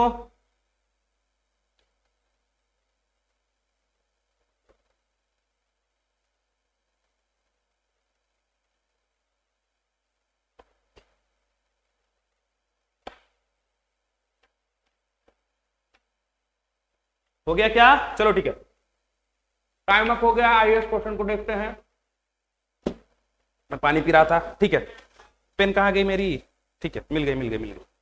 ओके चलो आओ इस क्वेश्चन को देखा जाए, टाइम अप हो गया प्यारे बच्चे। आओ देखो जरा, आपसे क्या कह रहा है, इतना ग्राम ऑफ मिक्सचर है, तो टोटल मिक्सचर का आपको वेट दे रखा है, उसमें वो बर्न कर रहा है ब्यूटीन को और ब्यूटेन को in presence of excess oxygen. चलिए ठीक है, तो मैंने यहां पर क्या रखा, ब्यूटीन रखा, मतलब C4, इसको अलग कलर से ले लेते हैं थोड़ा आसान हो जाएगा। देखो सबसे पहले ब्यूटीन ले लेते हैं ना, C4H8 ब्यूटीन लिया, इसको बर्न किया किसके प्रेजेंस में, एक्सेस ऑक्सीजन, और उससे क्या बना, देखो जब भी आप हाइड्रोकार्बन को बर्न करते हो तो CO2 बनता है और वाटर बनता है ना, CO2 और वाटर। अब CO2 और वाटर कितना कितना बने वो हमको रिएक्शन से वो देख के पकड़ना पड़ेगा, कितना मोल कौन कौन बना है। अब ध्यान से देखना, जितने कार्बन है उतने ही तो CO2 बनेंगे, तो कार्बन 4 है तो CO2 भी कितना बनेगा, 4, तो इसका मतलब CO2 का मोल कितना आ जाएगा, 4 कार्बन थे तो 4 मोल CO2। अब देखना जितने हाइड्रोजन है उतना ही वाटर बनेगा, हाइड्रोजन यहां पे कितने थे 8, तो उसका आधा वाटर, अरे भाई हाइड्रोजन 8 है, एक वाटर में 2 हाइड्रोजन होते हैं ना, तो 8 हाइड्रोजन में 4 वाटर होंगे, तो ये भी कितना बनेगा 4, तो आपको 4 मोल CO2 और 4 मोल वाटर वहां पर देखने को मिल रहे हैं। अब देखिएगा ऑक्सीजन कितना लगा होगा, यहां पर ऑक्सीजन रिएक्शन को बैलेंस करने के लिए आप देखिएगा यहां पर कितने ऑक्सीजन है, देखो 4 2 8, देखो ना 4 2 8 ऑक्सीजन यहां पर है और 4 1 4, तो 8 ऑक्सीजन यहां पर है और 4 ऑक्सीजन वहां पर, 12 ऑक्सीजन है टोटल, तो यहां पर मुझे कितना ऑक्सीजन लेना पड़ेगा, 2 है, तो यहां पर 6 ऑक्सीजन ले लो, 6 2 12। तो क्या आपको ये वाली रिएक्शन समझ में आ रही है क्या, ठीक है। वैसे सिमिलरली दूसरी, अगर आपने किसी सैंपल में ब्यूटीन और ब्यूटेन दोनों को रखा है तो ब्यूटेन भी रख लीजिए, उसको भी अगर आप ऑक्सीजन के प्रेजेंस में बर्न करेंगे तो आपको क्या मिलेगा, CO2 मिलेगा कुछ मोल, और कुछ मोल क्या मिलेगा, वाटर मिलेगा। अब CO2 और वाटर कितना बन रहा है वो डिपेंड करता है, कार्बन कितने हैं 4, तो पक्का जितने कार्बन है उतना ही CO2 बनता है, तो उससे 4 मोल ऑफ CO2 बन जाएगा। जितने हाइड्रोजन होंगे उससे आधा वाटर बनेगा, हाइड्रोजन 10 है तो वाटर कितना बनेगा 5, यानी 5 2 10 हाइड्रोजन दिख रहे हैं क्या। अब ऑक्सीजन कितने हैं वो यहां से दिख जाएगा, 4 2 8 और 5 1 5, तो 8 और 5 13 ऑक्सीजन है, मतलब यहाँ पे 13 ऑक्सीजन कैसे आएंगे, 13/2 मोल्स ऑफ, अगर मैं O2 लूंगा तो आपको 13 ऑक्सीजन। पहले तो आपको रिएक्शन बैलेंस करने आए कि नहीं आए, बच्चों अब आप 9th-10th में नहीं है, तो अगर आप सिस्टमेटिकली चीजों को पढ़ रहे हैं तो आपको रिएक्शन बैलेंसिंग मैंने जितना अभी तक क्वेश्चन कराया उसमें से आपको रिएक्शन को देखकर बैलेंस करना थोड़ा थोड़ा आने लगा होगा। बोलो क्या प्यारे बच्चों, समझ में आ रहा है? 9th-10th वाले बच्चों को इसको देखने की आवश्यकता नहीं, थोड़ा अच्छे लेवल के क्वेश्चन चल रहे हैं तो इस वजह से बहुत ज्यादा घबराने की आवश्यकता नहीं है प्यारे बच्चों। चलिए ये देखिए, अब हमको क्वेश्चन करना है। अब उसने दे रखा है एक्सेस ऑक्सीजन है, अगर ऑक्सीजन एक्सेस है बच्चा तो खुद सोचकर देखो इसमें से ये क्या हो जाएगा, लिमिटिंग। अरे भाई जो लिमिटिंग, तो ये तो एक्सेस में है ना, तो इसको तो देखने की आवश्यकता ही नहीं है, ये तो खत्म ही नहीं होगा। खत्म कौन होगा? ब्यूटेन और ब्यूटीन और ब्यूटेन खत्म होंगे। तो मैं अज्यूम कर लेता हूं कि जो मेरे ब्यूटेन थे उसके मेरे कितने मोल थे? x मोल थे। कितने मोल थे? ऐसा आप इस क्वेश्चन की अप्रोच को समझिएगा। मुझे दिया था कि एक ब्यूटीन है और ब्यूटेन है, दोनों बर्न किए गए और कुछ ग्राम ऑफ CO2 बनते हैं और कुछ ग्राम ऑफ वाटर बनते हैं। तो मैंने इसका मान लो x मोल लिया, अगर मैं इसका 1 मोल लेता हूं तो उसका 4 मोल बनता है, इसका x मोल लूंगा तो CO2 कितना मोल बनेगा? 4x मोल बनेगा। वाटर भी कितना बनेगा? 4x मोल बनेगा। ध्यान से समझिएगा, इसके 1 मोल से इसका 4 मोल बनता है तो इसके x मोल से इसका 4x बनेगा। इसके 1 मोल से इसका 4 मोल वाटर बनता है तो इसके x मोल से इसका 4x मोल वाटर बनेगा। बोलो कहानी समझ में आ रही है क्या? तो मैंने मान लिया कि मेरे पास जो ब्यूटीन है वो x मोल था। 1 मिनट होल्ड करना, एक इंपॉर्टेंट कॉल है, जरा होल्ड।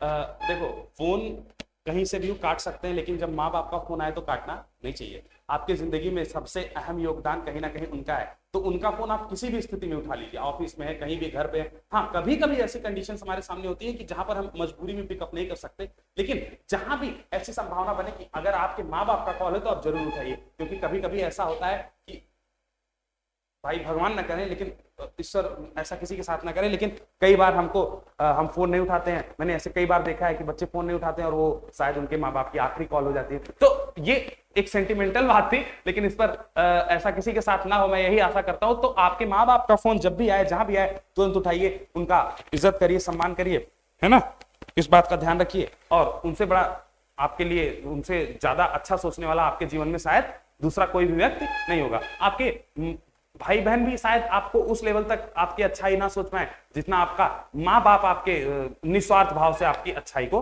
सोचेंगे कि आपके लिए अच्छा हो जाए। उनसे ज्यादा बेहतर आपके जीवन में कोई भी आपके बारे में नहीं सोच सकता, है ना। ठीक है, चलो भावनात्मक बातों से दूर हटते हैं और जरा इस क्वेश्चन पर आगे बढ़ते हैं। ठीक है क्या? चलो लाइव कर देता हूं मैं 1 मिनट सेशन। ओके ठीक है, आइए देखिए, तो मैं क्या कह रहा था। हाँ, तो मैंने x मोल इसका माना तो 4x मोल CO2 बन गया, 4x मोल वाटर बन गया। किसका x मोल माना था? ब्यूटीन का। ब्यूटेन का मान लेते हैं y मोल। भाई दोनों अलग अलग हैं, तो मैंने मान लिया कि y मोल ब्यूटीन है। y मोल अगर ब्यूटेन है तो 1 मोल ब्यूटेन से 4 मोल CO2 बनता है, तो y मोल ब्यूटेन से 4y मोल CO2 बनेगा। वैसे ही 1 मोल ब्यूटेन से कितना मोल वाटर बनता है? 5 मोल वाटर, तो y मोल ऑफ ब्यूटेन से 5y मोल ऑफ वाटर बन जाएगा। बोलो यहां तक की कहानी क्लियर है क्या? यहां तक की कहानी किसको समझ में आ रही है? देखो जरा एक बार बोर्ड पे अपना ध्यान दो। क्या आपको यह कहानी क्लियर है? अब देखो उसने क्या दिया है, उसने दिया है कि टोटल CO2 इतना निकल रहा है और टोटल वाटर इतना निकल रहा है। टोटल CO2 क्या होगा? 4 मोल of CO2 from butene and 4 mole of CO2 from butane. यही तो टोटल मोल ऑफ CO2 है। भाई अगर CO2 इतना ग्राम निकल रहा है तो इसका मतलब 4 मोल यहां से और 4 मोल यहां से, टोटल 8 मोल CO2 से आप इतना ग्राम निकाल रहे हैं। वैसे ही आप वो कह रहा है कि इतना ग्राम वाटर निकल रहा है, तो इतना ग्राम जो वाटर निकल रहा है वो दोनों का मिलाकर ही तो निकल रहा है। 4 मोल of water from butane and 5 mole of water from butane. तो ब्यूटीन से 4 मोल वाटर और ब्यूटेन से 5 मोल वाटर, इन दोनों का अमाउंट जो टोटल आ रहा है वो कितना ग्राम निकल के आ रहा है? इतना ग्राम। इसका मतलब मैं ये कह सकता हूं कि 4x, देखना CO2 टोटल कितना निकल रहा है? 4x प्लस 4y, और वाटर कितना निकल रहा है? 4x plus 5y। तो आप इसका नेट अमाउंट निकाल सकते हैं। देखिएगा, मोल्स ऑफ CO2 कितना निकल के आए बच्चों? 4x प्लस 4y, इतना ही मोल तो निकला है। और मोल्स ऑफ वाटर कितना निकल कर आएगा? देखो भैया, अरे CO2 के मोल कितने थे? 4x plus 4y। वाटर के कितने मोल्स थे? 4x plus 5y। तो 4x प्लस 5 इतने मोल्स ऑफ क्या आ गए, वाटर आ गए। बोलो बात समझ में आ गई आपको। अच्छा ये जो मोल्स आए हैं वो क्या आएगा, आप किसी भी CO2 का मोल अगर आपको निकालना है और वेट उसका मास दिया है तो मास अपॉन मॉलिक्यूलर मास कर देते हैं क्या, तो given weight divided by molecular weight of CO2 कर दीजिए। वेट कितना दिया हुआ है CO2 का, क्वेश्चन ने आपके वेट दे रखा है। देखो भैया क्वेश्चन ने कितना वेट दे रखा है 8.8 ग्राम, तो आप ऐसा कर दीजिए 8.8 ग्राम वेट दे रखा है आपने और उसका मॉलिक्यूलर मास क्या होता है CO2 का, कार्बन प्लस 2 ऑक्सीजन, कार्बन का हो गया 12 प्लस 2 इंटू 16, 16 दूनी 32 और 12 44, तो CO2 का मॉलिक्यूलर वेट कितना है प्यारे बच्चों 44। तो वैसे भी आपको याद हो जाता है करते करते, बट आप नहीं भी आपको याद है तो आप कैलकुलेट कर सकते हैं। अब आप इसको डिवाइड करके कैलकुलेट कर लिए कितना आ रहा है, काट देते हैं 11 है ना,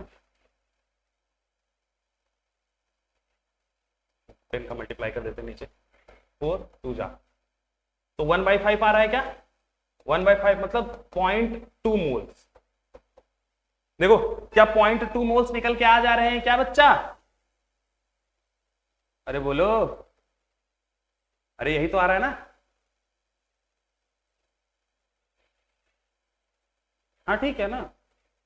अरे यार इसको फिर से कैलकुलेट कर लो भैया, गलत ना हो जाए, पता चले कैलकुलेशन तुमने, तो मैं इसको कैलकुलेटर से कर दूं क्या, थोड़ा कैलकुलेशन मिस्टेक होने की संभावना जहां भी बने वहां पर आप कैलकुलेशन मिस्टेक की वजह से आपका क्वेश्चन गलत ना हो, तो कैलकुलेशन मिस्टेक की वजह से अगर आपका क्वेश्चन गलत हो तो कैलकुलेटर निकाल लो, कोई दिक्कत नहीं। कम से कम पहले आपको ये कॉन्फिडेंस तो है कि हाँ हमारा क्वेश्चन सही जा रहा है। देखना 8.8 डिवाइडेड बाई 44 कितना आ रहा है बेटा, अरे सही तो था, मतलब बिना मतलब के डर के 0.2 मोल्स आ गए। किसके 0.2 मोल्स आ गए, CO2 के। वैसे ही क्या आप H2O के मोल्स निकाल सकते हैं 4x प्लस 4y, तो 4x प्लस 4y का देखो ये जो 0.2 वैल्यू आया है, ये 0.2 आया है वैल्यू, ये किसका निकल के आया है, ये 0.2 वैल्यू निकल के आया है टोटल 4x प्लस 4y का। अरे भाई टोटल मोल का ही तो वैल्यू आपने निकालना है, कितना वैल्यू, इसका वैल्यू कितना निकल के आ गया 0.2। वैसे 4x प्लस 5y का कितना वैल्यू आएगा देखिएगा, वाटर के मोल्स 4x प्लस 5y थे, तो 4x प्लस 5y किसके बराबर आ जाएगा, वाटर का वेट डिवाइडेड बाय वाटर का मॉलिक्यूलर वेट। वाटर का वेट कितना दिया हुआ है क्वेश्चन में,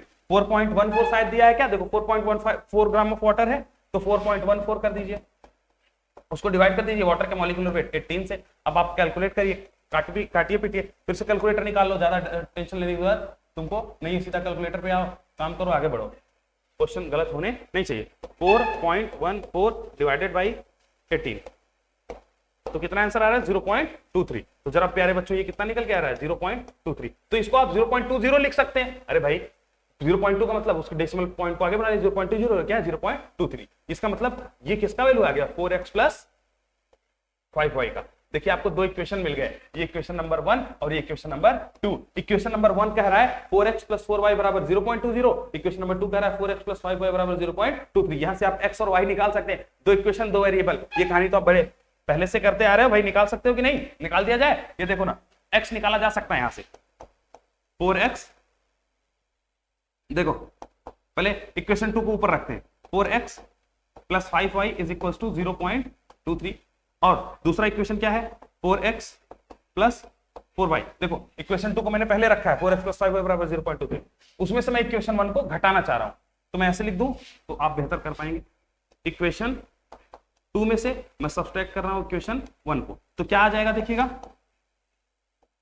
4x प्लस 5y में से माइनस कर रहा हूं 4x प्लस 4y, इसकी वैल्यू मुझे दे रखी है 4x प्लस 5y की 0.23 और इसकी वैल्यू है 0.20, तो जरा सब्सट्रैक्ट करके देख लीजिए, तो 4x से x गया, 5 माइनस 4 क्या आ जाएगा, एक y सिंगल y, तो किसके बराबर आ जाएगा 0.23 में से 0.20 घटाइए क्या आ जाएगा 0.03 आ जाएगा, तो y का वैल्यू निकल के आ गया प्यारे बच्चों, y कितना आ गया 0.03। अब आप किसी भी एक इक्वेशन में रखकर x की वैल्यू निकाल लीजिए, अरे बोलो ना y की वैल्यू निकल के आ गई, इसका मतलब देखो y क्या था, ये देखो ना y क्या था, y ही तो मोल था किसका, ब्यूटेन का। तो आपको ब्यूटेन का मोल पता चल गया है, अगर आपको ब्यूटेन का मोल पता चल गया है प्यारे बच्चों, तो आपको ब्यूटेन का मास पता चल सकता है।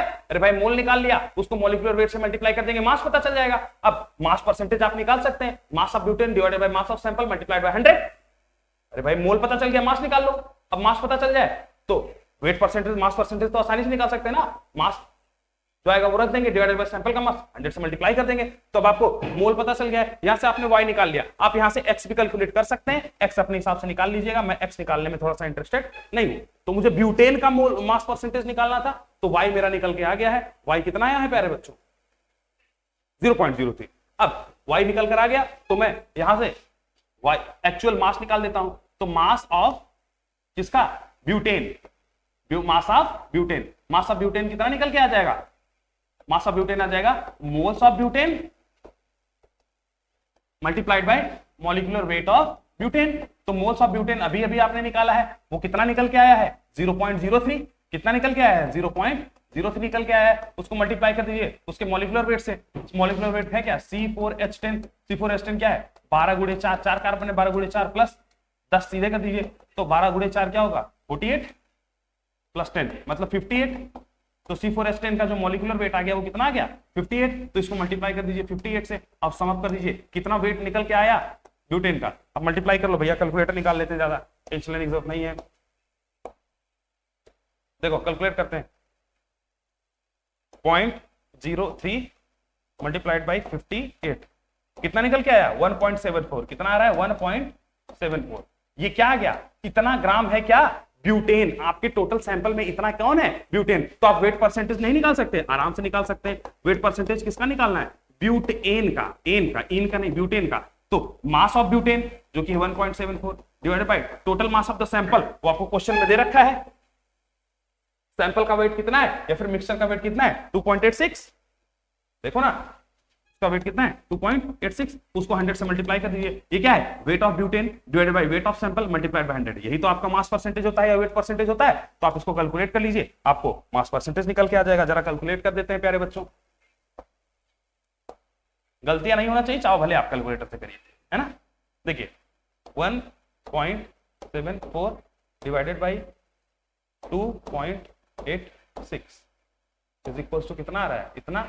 मल्टीप्लाई कर दीजिए इसको 100 से, तो कितना आ रहा है सर? 60.83। तो आंसर आपका कितना निकल के आ जा रहा है बच्चों? 60.83 के आसपास आपका वेट परसेंटेज ऑफ ब्यूटेन निकल कर आ रहा है। क्या आपको क्वेश्चन की अप्रोच समझ में आ रही है प्यारे बच्चों?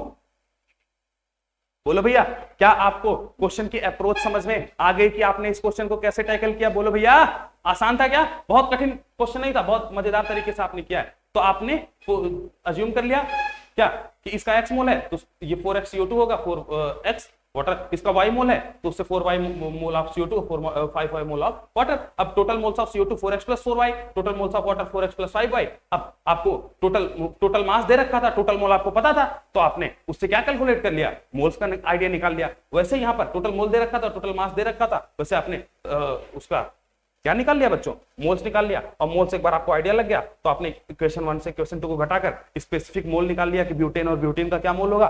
मोल निकल गया तो आप उससे मास निकाल लेते हैं, मास से आप मास परसेंटेज का कैलकुलेशन कर लेते हैं। जिसका भी मास दिया, मास परसेंटेज कैसे निकालेंगे? उसका mass divided by total mass multiplied by 100। ऐसे आप उसका मास परसेंटेज पर आगे बढ़ जाते हैं। चलिए, ये आज का आखिरी क्वेश्चन है हमारे क्लास का। इसको देखिए, मैं इसमें 2 मिनट का पर्याप्त समय दे रहा हूं। एडवांस लेवल का क्वेश्चन है, अगर आप ढंग से करेंगे तो आपको इसको करने में मजा आएगा और बहुत कोई कठिन चीज नहीं है। चलिए 2 मिनट का समय है आपके पास, ट्राई इट आउट। ट्राई करिए कि इसको आप कैसे अटेम्प्ट करते हैं। 2 मिनट का समय है आपके पास पूरा पर्याप्त। ट्राई करो, फिर मैं इसको बताता हूं। आज के लिए आखिरी क्वेश्चन।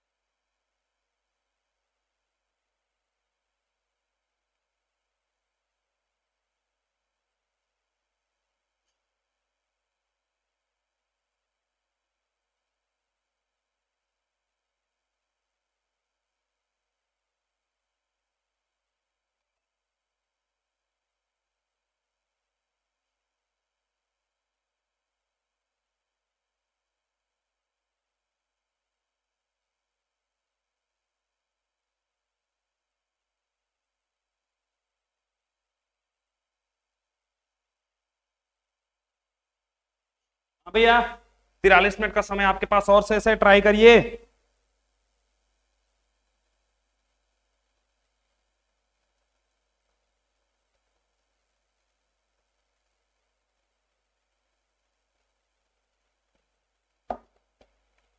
ट्राई करिए बच्चों, 20 सेकंड का समय आपके पास और शेष है।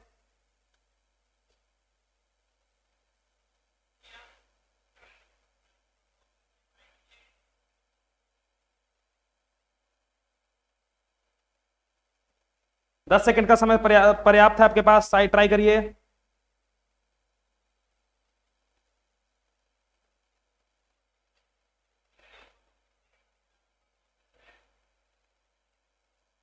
हो गया क्या? चलिए, समय सीमा समाप्त होती है। आइए इस क्वेश्चन पर आगे बढ़ते हैं, इस क्वेश्चन को सॉल्व आउट करते हैं।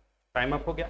चलिए देखिए प्यारे बच्चों, क्वेश्चन क्या कह रहा है। क्वेश्चन कह रहा है कि एक मिक्सचर है जिसमें सोडियम आयोडाइड और सोडियम क्लोराइड दो है, व्हेन ट्रीटेड विद H2SO4। जैसे अभी हम ब्यूटेन और ब्यूटेन को ऑक्सीजन के प्रेजेंस में ट्रीट कर रहे थे, वैसे सोडियम आयोडाइड और सोडियम क्लोराइड को किसके प्रेजेंस में ट्रीट कर रहे हैं?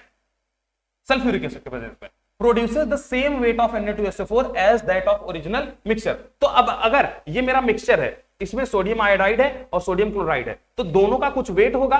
तो अब ये क्वेश्चन कह रहा है कि दोनों को मिलाकर अगर आपने H2SO4 से रिएक्शन करवाया है तो कुछ अमाउंट में Na2SO4 बन रहा है, Na2SO4 बन रहा है। अब वो कह रहा है कि Na2SO4 उतना ही बन रहा है जितना आपके टोटल मिक्सचर का क्या था, अमाउंट था। मतलब टोटल मिक्सचर का जितना वेट था उतना ही वेट किसका भी है, आपके Na2SO4 का है। क्या क्वेश्चन की कहानी समझ पा रहे हैं आप? ठीक है, the same weight of Na2SO4 as that of original mixture। ठीक है, calculate mass percentage of NaI। अब आपसे पूछ रहा है कि मास परसेंटेज ऑफ NaI बता दीजिए इन द ओरिजिनल मिक्सचर। तो ओरिजिनल मिक्सचर में NaI का कितना मास परसेंटेज था, आपको यही बात बतानी है। आइए स्टेप बाय स्टेप करते हैं। सबसे पहले देखिएगा प्यारे बच्चों, जब भी आपको ऐसा क्वेश्चन आए कि आपसे बोले कि दो मिक्सचर के दो कंपोनेंट हैं, उसमें से आपको देखिएगा मिक्सचर में दो कंपोनेंट है और आपको कोई खास वैल्यू ना दे रखी हो। मेरी बात को देखिएगा, यहाँ पे क्या कोई खास वैल्यू दे रखी है क्या? NaI और NaCl का एडवांस लेवल का क्वेश्चन है, तो थोड़ा तो क्रिटिकल रहेगा, थोड़ा तो टैकलिंग आपसे करवाएगा। तो a mixture of NaI and NaCl when treated with H2SO4 produces the same. लेकिन उसने एक कहानी दे रखी है कि वो इतना ही, जब आप उसको NaI और NaCl को मिलाकर H2SO4 से ट्रीट करते हैं तो जो Na2SO4 का मास आता है वो आपके NaI और NaCl के टोटल मास के बराबर आता है। ठीक है, अब आपसे पूछ रहा है कि मास परसेंटेज बताइए NaI का। तो मैं आपसे कह रहा था कि जब भी आपके पास ऐसा क्वेश्चन आए तो आप ये मान लीजिए कि मिक्सचर का जो टोटल मास है, क्या मान लीजिए कि टोटल, लेट अज्यूम कर लीजिए, let us assume total mass of mixture. तो आपको मिक्सचर का कुछ मास वास दिया नहीं, तो आप मान लीजिए कि मिक्सचर का मास कितना है, 100 ग्राम। अब अगर मिक्सचर 100 ग्राम है तो मिक्सचर में कितने लोग हैं? 2 लोग हैं, क्योंकि अगर आप 100 ग्राम मान लेते हैं तो आप उससे परसेंटेज इजीली निकाल सकते हैं। अगर एक 100 ग्राम में कोई x है तो वही उसका परसेंटेज हो जाएगा। अरे भाई 100 ग्राम में अगर तुम 80 हो तो तुम्हारा 80% है, 100 में अगर तुम 80 हो तो तुम्हारा 80% है, 100 में तुम 60 हो तो तुम्हारा 60% है। तो मैंने मान लिया कि मिक्सचर टोटल कितने ग्राम का है, 100 ग्राम का। अब उसमें से मैंने अगर दो, तो आप मिक्सचर 2 लोगों का बना है, NaI और NaCl का। तो इसका मतलब क्या है, NaI प्लस NaCl मिलाकर कितना ग्राम है, 100 ग्राम। अब जरा देखो, अगर मैंने NaI और NaCl को मिलाकर 100 ग्राम बोला है तो एक को x बोल देते हैं और दूसरे को क्या बोल दिया जाए, 100 - x। तो मैं मान लेता हूं कि मेरा जो NaI है वो कितना ग्राम है, x ग्राम है, और जो मेरा NaCl है वो कितना ग्राम है, 100 - x ग्राम है। बोल भैया क्या यहां तक की कहानी आपको पकड़ में आ रही है? क्या यहां तक की कहानी आपको पकड़ में आ रही है कि नहीं पकड़ में आ रही है? बोलो, यहां तक की कहानी क्लियर है? अब देखिए रिएक्शंस को लिखते हैं अगले पेज पर। देखना वो कह रहा है कि आपके पास NaI था, उसको आपने H2SO4 से ट्रीट किया। अब देखो ये जिस भी चीज से आप ट्रीट कर रहे हैं पक्का वो किसमें रहा होगा, एक्सेस में। जैसे वाटर ऑक्सीजन से ट्रीट कर रहे थे तो किसमें था, एक्सेस में। तो NaI को आपने ट्रीट किया H2SO4 से, किससे ट्रीट किया, H2SO4 से। यहां पर लिख देता हूं, तो क्या फॉर्मेशन हो रहा है, Na2SO4 फॉर्मेशन हो रहा है, और उसके साथ साथ यहां पर क्या बन जाएगा, HI बन जाएगा। ठीक है बच्चों, क्या बन जाएगा, HI बन जाएगा। कोई दिक्कत? ठीक है, यहां पे हाइड्रोजन कितने थे, 2, तो वहां पर HI कितना बन जाएगा, 2। ठीक है, रिएक्शन को बैलेंस कर लीजिएगा। देखिए सोडियम 1 है, यहां पर सोडियम कितने हैं, 2 है, तो इसको बैलेंस करिए, 2 मॉलिक्यूल ऑफ NaI। आपको एकदम क्लियरली रिएक्शन को बैलेंस करने आना चाहिए। यहां पर Na2SO4 में सोडियम 2 थे तो मैंने यहां पर सोडियम 2 कर दिया। आयोडीन कितने हो गए, 2, तो यहां पर आयोडीन कितने हो गए, 2। हाइड्रोजन यहाँ पर 2 है, हाइड्रोजन भी यहाँ पर कितने 2 है, ध्यान समझिए, सल्फर 1 है, सल्फर 1 है, ऑक्सीजन 4 है, ऑक्सीजन 4 है, तो Na2SO4 यहाँ भी बन गया, HI यहाँ भी बन गया। एक मिनट, आई गेस घर से फोन है क्या? नहीं, ठीक है, भैया का कॉल था, थोड़ा सा उनको डिले किया जा सकता है, एक मिनट, ठीक है। तो थोड़ा घर से कॉल आ जा रही है, थोड़ा मैं इस क्लास को जल्दी खत्म करने का प्रयास करूंगा, घबराने की जरूरत नहीं है। तो Na प्लस H2SO4 को मिलाकर हमने ये बना लिया, ये रिएक्शन अब आपकी क्या है, बैलेंस्ड है। सिमिलरली आप NaCl वाली भी कहानी कर लीजिए, तो सेम NaCl की भी होगी 2 molecule of NaCl plus H2SO4, जो कि किसमें रहेगा, एक्सेस में, भाई जिससे आप ट्रीट कर रहे हो तो एक्सेस में होगा, और उससे क्या बन जाएगा, Na2SO4 plus 2 molecule of HCl। बोलो भैया, ये कहानी समझ में आई कि नहीं, रिएक्शन सबको समझ में आई। अब यहां पर देखना, लास्ट पेज में मैंने आपको समझा रखा है कि Na मैंने कितना लिया है, x ग्राम, और NaCl कितना है 100 - x ग्राम, तो भैया वहां यहां पर लिख देते हैं, Na मेरा कितना ग्राम है, बोलो, Na जो है वो कितना है, x ग्राम है, Na कितना है, x ग्राम, तो अगर, और NaCl कितना है 100 - x ग्राम, यही तो है। अब ये तो क्या है, इसका वेट है, अगर मैं इसके मॉलिक्यूलर वेट से इसको डिवाइड कर दूंगा तो इसका क्या आ जाएगा, मोल, तो मॉलिक्यूलर वेट से डिवाइड कर दो। Na का मॉलिक्यूलर वेट क्या होता है, सोडियम का होता है 23, Na का मॉलिक्यूलर वेट निकालिए, मैं लिख नहीं रहा हूं, उसको ऐड कर दे रहा हूं, सोडियम का होता है 23, और आयोडीन का कितना मॉलिक्यूलर वेट होता है, एक मिनट जरा, मैं थोड़ा सा डाउटफुल हूं इसका, तो मैं आपको देख के बता देता हूं, आयोडीन का कितना मॉलिक्यूलर वेट होता है, 127, ओके, आयोडीन का वेट होता है 127, घबराने की जरूरत नहीं है, तो 127। अब जरा कैलकुलेट कर लीजिए, तो 150 आ जाएगा टोटल आयोडीन का Na का मॉलिक्यूलर वेट, ठीक है। तो Na का मॉलिक्यूलर वेट कितना आ जाएगा प्यारे बच्चों, 150, ठीक है। देखिएगा, इसका मैंने वेट अज्यूम किया x ग्राम, उसके मॉलिक्यूलर वेट से डिवाइड कर दिया। सिमिलरली इसका वेट मुझे दिया था, उसके मॉलिक्यूलर वेट से डिवाइड कर देता हूं। देखिएगा Na क्या होता है, NaCl का मॉलिक्यूलर वेट कितना होगा, सोडियम का है बच्चा 23 और क्लोरीन का है 35.5, दोनों को ऐड कर दीजिए, तो ऐड करो कितना आ जाएगा 35.5 प्लस 23.0, तो 5 358 और 325, 58.5 आ रहा है क्या, 58.5, ओके। तो अगर आपको NaCl का मोल निकालना है तो उसके मॉलिक्यूलर वेट से डिवाइड कर दीजिए। तो देखिएगा, मैंने अज्यूम किया कि टोटल जो सैंपल है, जो आपका मिक्सचर है वो 100 ग्राम का है, तो Na x ग्राम आ गया, NaCl 100 - x ग्राम आ गया। Na का मोल कितना आएगा, x ग्राम को डिवाइड कर दिया उसकी मॉलिक्यूलर वेट से, NaCl का मोल कितना आएगा, 100 - x को डिवाइड कर दिया उसके मॉलिक्यूलर वेट से। बोलो भैया, क्या यहां तक की कहानी आपको क्लियर है? जो एक्सेस में है उसका हमको कुछ लेना देना ही नहीं है, वो तो खत्म होने वाला ही नहीं है। अब देखो, इसके 2 मोल से उसका 1 मोल बनता है, ध्यान से देखो, इसके 2 मोल से उसका 1 मोल बनता है ना? अरे यार, इसका 2 है तो उसका कितना है, देखो 1 है, इसके 2 से उसका कितना बन रहा है, 1। तो Na यहां पर ऐसे ऐसे समझो, मैं थोड़ा सा लिख देता हूं, 2 Na है तो उससे 1 Na2SO4 बन रहा है, तो 1 Na से कितना Na2SO4 बनेगा, 1/2 Na2SO4 बनेगा क्या? अरे भैया, अगर मेरे पास 2 मोल है, 2 से 1 बन रहा है तो 1 से 1/2 बनेगा, आधा बन रहा है ना, 2 से उसका आधा 1 बन रहा है, तो 1 से क्या बनेगा 1/2, और अगर 1 से 1/2 बन रहा है तो x/150 से कितना बनेगा, 1/2 मल्टीप्लाइड बाई x/150। अरे भाई, 1 से 1/2 बनता है तो x/150 से 1/2 मल्टीप्लाइड बाई x/150 बनेगा। बोलो भैया, ये मोल्स का कहानी समझ में आया कि नहीं?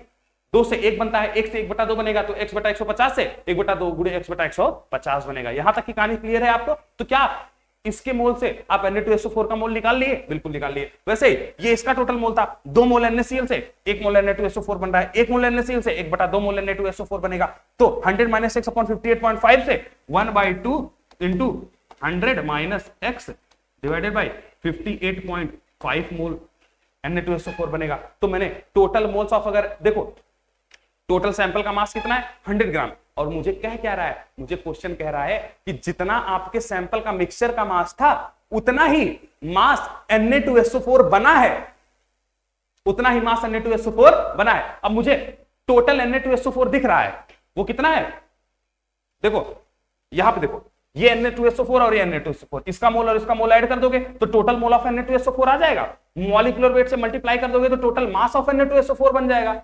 अब जितना मास Na2SO4 है वो तो सैंपल के मास के बराबर ही है ना, यही तो हमारा क्वेश्चन कह रहा है। तो जरा देखिएगा, टोटल मोल्स ऑफ Na2SO4 कितना आ गया, total moles of Na 2SO4 वो कितना आएगा, दोनों के मोल्स को ऐड कर दीजिए, ये क्या हो जाएगा x अपॉन 300, अरे 150 को 2 से मल्टीप्लाई करोगे क्या हो जाएगा x अपॉन 300 प्लस प्लस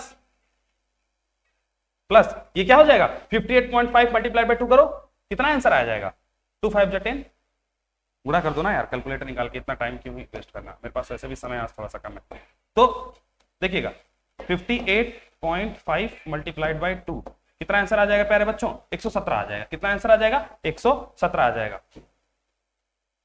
तो इसको मैं क्या लिख सकता हूं, देखिएगा ये कितना आंसर आ जाएगा x बाई 300 और 100 माइनस एक्स डिवाइडेड बाई 117, देखो ना, तो ये कितना आ जाएगा x by 300 plus 100 minus x divided by 117, ये आ गया क्या टोटल मोल्स ऑफ Na2SO4। अगर आपको टोटल मोल्स पता चल गया है तो टोटल मास निकाल सकते हो क्या, तो यहां पर लिख दो टोटल, नेक्स्ट स्लाइड पर देखिएगा, टोटल मास ऑफ Na2SO4 कितना आ जाएगा टोटल मास, टोटल मोल्स को मॉलिक्यूलर वेट से मल्टीप्लाई कर दीजिए, x बटा 300 plus 100 minus x divided by 117 multiply कर दीजिए मॉलिक्यूलर Na2SO4 का मॉलिक्यूलर वेट निकालो, यहां पे लिख लो मॉलिक्यूलर वेट किसका Na2SO4 कैसे निकलेगा, सोडियम 2 है तो 23 गुणे 2 प्लस सल्फर 1 है 32 प्लस ऑक्सीजन 4 है 16 into 4 64, अब इसको ऐड कर दीजिए आपको निकल कर आ जाएगा, ऐड करो भैया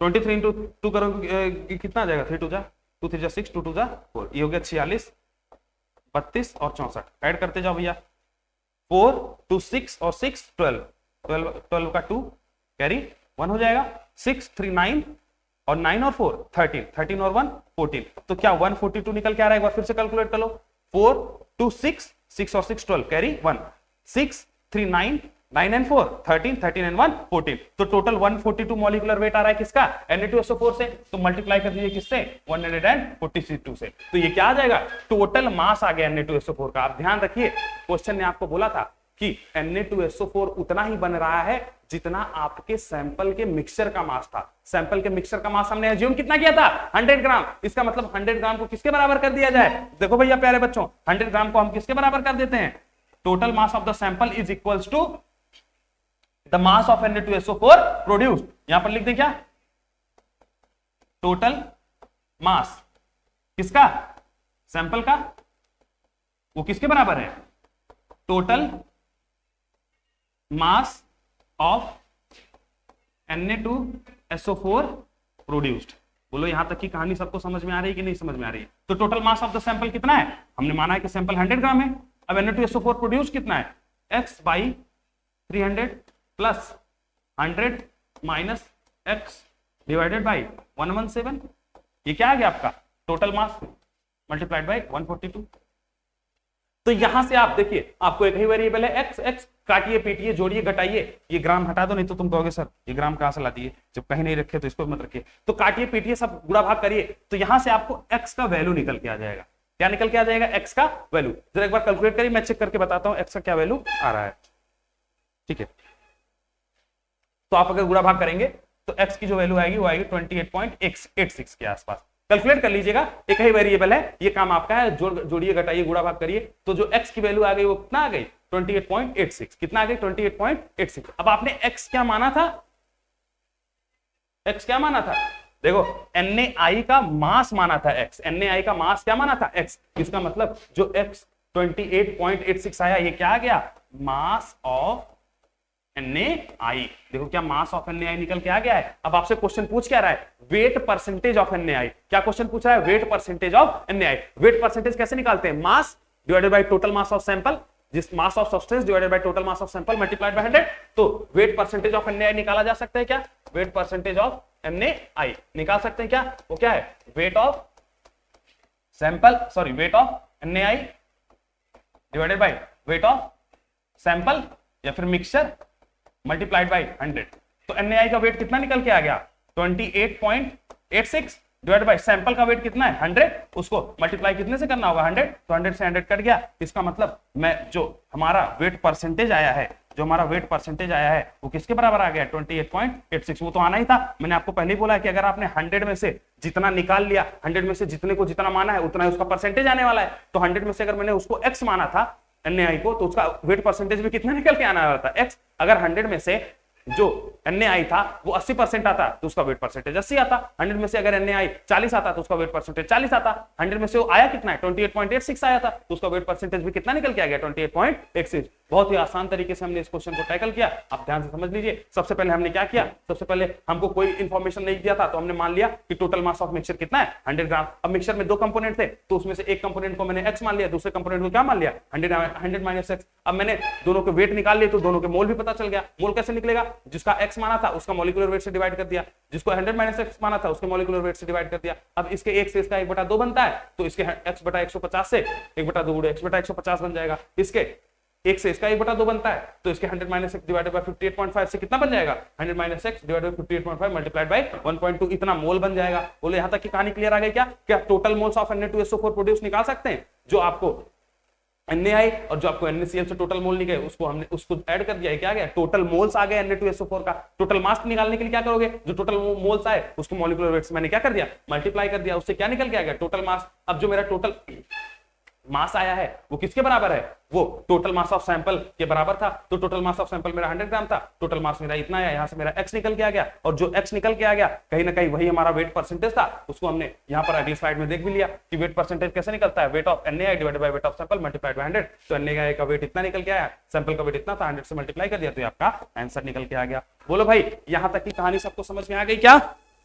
तो प्यारे बच्चों, आज का लेक्चर आशा करता हूं कि आप सभी को समझ में आया होगा। अच्छे लेवल के क्वेश्चंस मैंने कराए हैं, और मैं कोई भी चीज आपको छोड़ नहीं रहा हूं, कोई भी पोर्शन, कोई भी टॉपिक छोड़ नहीं रहा हूं। तो इसी तरीके से बेहतरीन ढंग से हमारे साथ अगर आप एसोसिएटेड रहेंगे, लगातार पढ़ते रहेंगे, तो विश्वास मानिए आप हर एक पोर्शन मोल कॉन्सेप्ट का और आगे आने वाली फिजिकल केमिस्ट्री का कर पाएंगे। उसके बाद हम लोग पढ़ेंगे इनऑर्गेनिक, देन हम लोग पढ़ेंगे ऑर्गेनिक। वो सारे पोर्शंस तो और भी आसान होते हैं। तो अगर आप यहां तक की कहानी को टैकल कर पाएंगे तो बेहतरीन ढंग से आप और भी क्वेश्चंस को टैकल कर सकते हैं। बोले भैया क्या आप सभी को ये सारी चीजें क्लियर हो पाई हैं क्या? अरे भाई तुम लोग के चर्चे क्या चल रहे हैं, कहां से हैं आप, किस क्लास में हो, ये सब क्या बातें चल रही हैं चैट्स में? तो तुम लोगों को पढ़ने के अलावा सारे काम करने हैं ना चैट्स में। एक भी लोगों ने ये बोला नहीं कि सर समझ में आ गया, हाँ कहां से हो, क्या करते हो, क्यों आते हो, क्यों खाते हो, क्यों पीते हो, ये सब चीजें चल रही है तुम्हारे चैट्स में। पढ़ने लिखने वाली कोई बात तुमको नहीं करनी।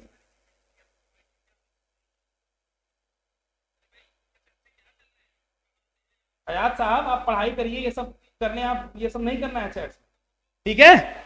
चलो ठीक है, तो इस लाइव स्ट्रीम को यहाँ पर बंद करते हैं और मिलते हैं आपसे नेक्स्ट वीडियो में। आई होप हम कल मिलेंगे, ठीक है? तब तक हंसते रहिए, मुस्कुराते रहिए, क्वेश्चंस को अटेम्प्ट करते रहिए, चीजों को रिवाइज करते रहिए, और उस हिसाब से मैंने आपको नरेंद्र अवस्थी सर की बुक बताई है, आप उस क्वेश्चंस को भी देखते रहिए, ठीक है?